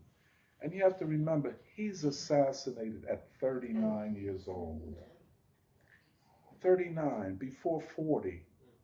People usually say that you become a mature man, you begin at 40. At 39, and he knew, and they were all trying to protect him in those last years. Martin, don't go down to Memphis. Martin, don't get involved in it. Martin, why you have to take up the peace question? Martin is, everybody that cared about him was saying, don't do this. You've done enough. Get a job at a university, well, put them in a black university, of course. Get a job. You got children to think about. All of that. but he walked dead towards the fire. And so she never not stood with him. When he marched, she was right up there with him. It's like if the bullet hit him, it's going to get her. The tragedy is that in the wake of all of this, the audacity and ruthlessness of this ruling class to trivialize him, and then to have so-called revolutionaries who can talk about the class struggle. See, that's a way of not talking about the people. You see what I'm saying? And the human struggle. All of that, they can talk about everybody else, but they don't know Martin Luther King. I know every 19th and early 20th century white philosopher who didn't do anything but read or write a book, you know, interpreting Hegel, you know. It's almost so, it's a comic tragedy. It's comic to see what these people have been, they can't, but King, and then the last thing, when King came to Chicago, one of his first meetings was with the Honorable Elijah Muhammad. And yes, and the Honorable Elijah Muhammad was not hostile to Martin Luther King. They, of course, had different worldviews. And that was natural because the Honorable Elijah Muhammad comes out of Georgia and hard segregation where there are no possibility, no air, all the oxygen is taken out of black life. You know what I'm saying? And, you know, walking down the street, you could not look a white man in the face. That could mean death. You know what I'm saying? And white men could come and get young girls and rape them and all of this. So Elijah Muhammad says we have to separate. We can't hope. There's no hope in the people that would do this. You know what I'm saying? Martin Luther King emerges after Gandhi and the independence movement and the anti-fascist struggle. And Paul Robeson, of course, and W.E.B. Du Bois, you know. So science is being conducted. And so he's a sociologist, Martin Luther King. That's what he studies at Morehouse College, sociology. Well, who was the great sociologist in Atlanta? W.E.B. Du Bois. You know what I'm saying? So it's not that he's doing sociology because he was not a good student. It's because that they knew that to solve the problem of the color line, there must be scientific study. And I mean, we could say everything about how banal and trivial white intellectual world is compared to this. But the point I wanted to make is that when they met in Chicago, the Honorable Elijah Muhammad says to Martin Luther King, you know, I know, and you know, the Honorable Elijah Muhammad was not a, quote, great orator. He spoke softly, he spoke carefully, because, you know, words didn't come easy to him. And he'd have great thoughts, and he'd have to figure out the words that he wanted to use to express them. But one thing he said to King, he said, we have a different approach to freeing our people. You know, he said, but if you show me that your method is better than the method that we're using, I will get behind you. You see what I'm saying? And I guess we're fulfilling that now.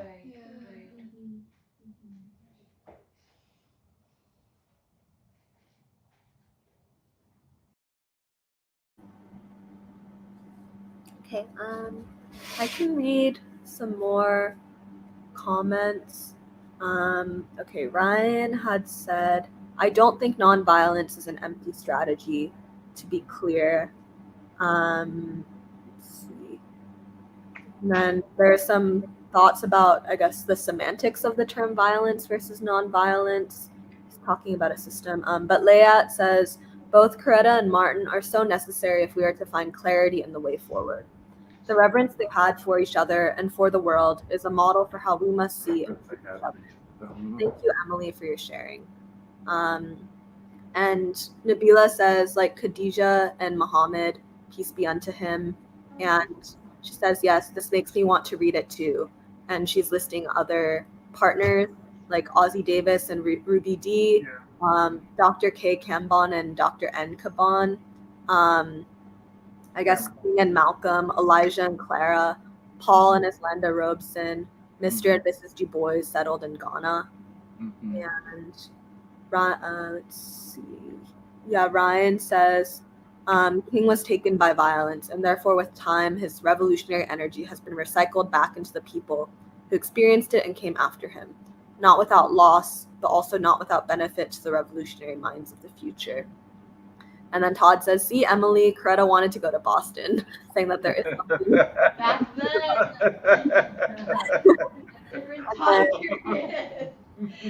then. Christopher Romero says, not to go off topic, but this conversation about King and Coretta and their sacrifices reminds me of Kim Il-sung and the people's respect to him, to the point of crying at his funeral.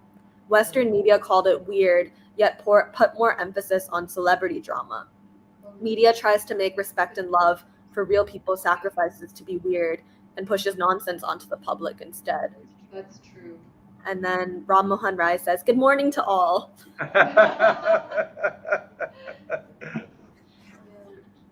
You know, I feel like what you describe is just like, it's like a comrade in arms. Definitely. You know, I mean, that's what it is. I mean, that's why that's why feminists can't get it, because it's your comrade. I mean, I feel like, you know, if you really are so deep in something, you love people regardless of their or whatever. I mean, it's a transcendent kind of love. But you also need that person so close to you who you can tell anything to. Right. And, you know, yeah, I mean, you just need the comrade in the truest sense. You know, the other thing I always think of with Coretta, is that clip. It's usually shown in clips about right after King's assassination. And you look at her, like she's not breaking. Everybody else is falling, collapsing on the floor. Like they can't bear it. They can't bear it. And she's just very calm. She puts all of it on her shoulders. She said, we must continue. We must continue. This is not the end. And like she's assumed that response, and she always knew she would have to. Yeah, I'm sorry. Please go. Yeah, no, but that's the thing. I mean, the way that she carried it all on her shoulders. She's really a comrade in arms. You know, she's a Che Guevara to a Fidel. It's like, you know, and I actually think this is also part of why Jahan's research is really important about the peace movement as part of the civil rights movement and the continuation. Right. Because Coretta was involved with the World Peace Council. That's right. You know, and it's like, it's not that the civil rights movement and the peace movement went anywhere, but it lost its greatest, you know, leader. It did, and we haven't recovered from that still. But the principles remain. The institution, or what the institution is supposed to be, remains, and those relationships have to be resurrected. Yeah, I just wanted to say that. Can I just say one thing? What I was trying to get, just what Megan is saying. That clip of King's father, when he went to view his body, private viewing, and to see a man that's just collapsed to the ground, and then King's mother was assassinated while playing the organ in the church. A few years after King is killed, his brother dies. You know, and so they just, you know, they carried the burden. And you're right, mother of the nation, because it's not like being the Queen of England. No. Like, and King said when he said to take a position against your own government is a enterprise of agony, a vocation of agony. So he wasn't, as is portrayed, uh, sadly, by so many of the so-called disciples of Malcolm X, and they're not that really. King is portrayed as weak and cowardly. Nothing of the sort. Yeah. I was also thinking of when Indira Gandhi presented an award to Coretta Scott King in 1969, according to this website. I don't know how this, but yeah, I mean, she even said, she even wrote, "So today we are gathered not to offer you grief, but to salute a man who achieved so much in such a short time. It is befitting, madam, that you, whom he called the courage by my side, you who gave him strength and encouragement in his historic mission, should receive this award." And just, yeah, I mean, it's the highest tribute the nation can bestow on work for understanding brotherhood among men and embrace the poor and oppressed of all lands. His work ennobled us.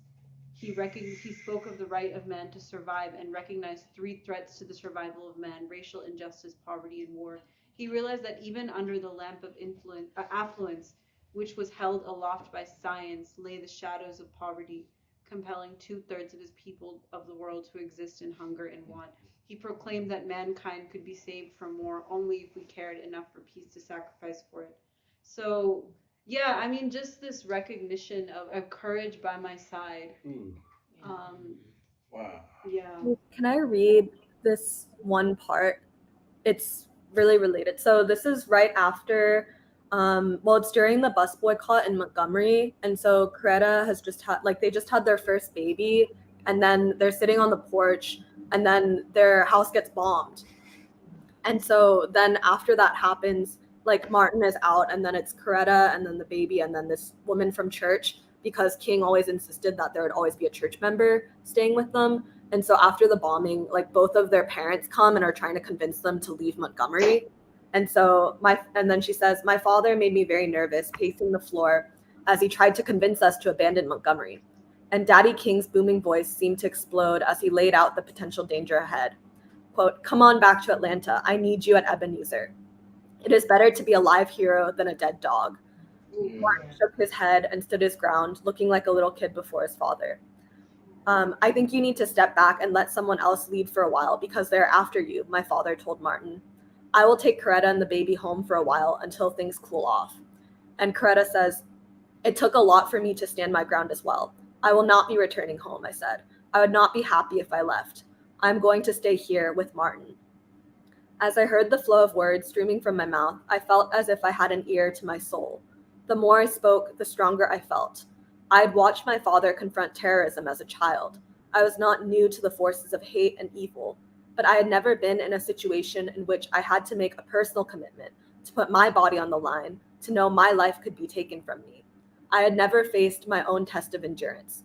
At the age of 28, I had no idea what I would do given a choice like this, to face and endure some of the worst acts of physical hatred or to run away. But in that moment, I summoned a resolve. I knew what I needed to do, what my heart called me to do, to stay. Daddy King did not give up easily. He walked the floor and preached to us through the night and until daybreak. By morning, we were all exhausted, but Martin and I dug in our heels and refused to leave. The next morning, after we had finished breakfast and our parents had left, Martin told me, "Corey, you are a brave soldier. I don't know what I would do without you." Hearing those words from him kept me motivated to be the best friend and wife I could ever conceive of being to Martin. He needed me. In fact, I truly believe that if I had packed up and left Montgomery that night, Martin would have left with me.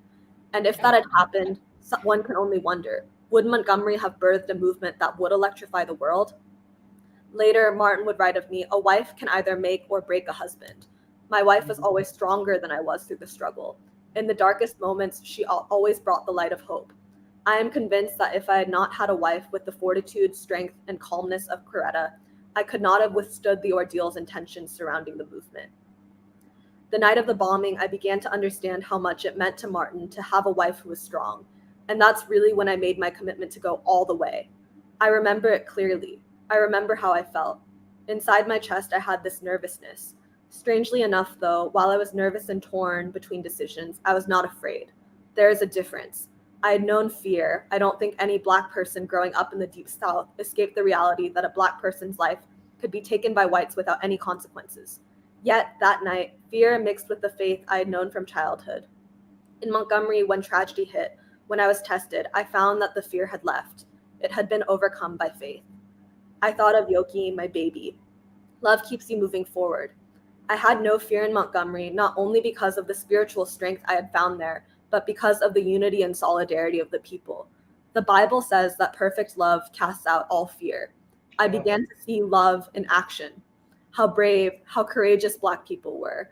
How, in the midst of such terror, they could stand up and demand a better future for themselves, for their children. While our parents were worrying themselves to death about us, Martin and I felt secure. After the bombing, I also came to the conclusion that I was stronger in a crisis. I didn't panic or fall apart. I might get upset if the house is junky, but when there's a crisis, some mechanism inside me is set off. My mind kicks into high speed and starts racing towards solutions. Panic comes when you don't see a way out. I was learning that even in the midst of terror, there's always a way out. I had been taught and have come to believe in the words of the gospel song, God will make a way out of no way. And so, yeah, it's just really, yeah. She also talks about how all the times Martin starts getting sent to prison, that there was one time where she almost cried because they wouldn't. Usually, if she called the prison, they would tell her like, "Oh, Martin's okay. He's in the cell. He'll be let out tomorrow." But there was one time, I forget where it was. I think it was Birmingham. Yeah. Birmingham, where Yeah. no one was telling her where Martin was and if he was okay, and they also moved him in the middle of the night. And that people know that if you're moved in the middle of the night, you don't know if you're gonna be like even just executed outside. And so she was very stressed. But finally, when she was able to contact him, she was crying, and Martin was like, "Please, please, Corey, don't cry because, like, I need you to." It's almost he said something like, "I need you to be strong for myself." Like, and she was like, and after that is when I realized I'm never gonna cry again in front of him. Yeah, she was like, "I'm never gonna cry because he needs me," like, because she basically sees it as the world needed Martin, and so Martin is a human being, so he needs me. You know, that sort of relationship, and I feel like you were saying, Doc, revolutionary love. Yep. And I do feel like I don't feel like she says it anywhere explicitly, but it's seeped in her words, where, because she even says, she was like, when she talks about her childhood, she said, I always knew I wanted to dedicate my life to something bigger. Like she says that. And yeah, there's clearly something, and I think them two, their relationship was grounded, because it's also why she says, she's like, I never resented when Martin said that a man dedicated to a cause doesn't need a family. She's like, doesn't need a family. Or can't have a family.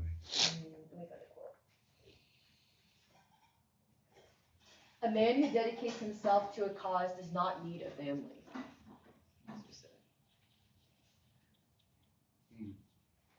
It's an interesting formulation. It doesn't. I don't know whether that's accurate. Doesn't need a family. Can't.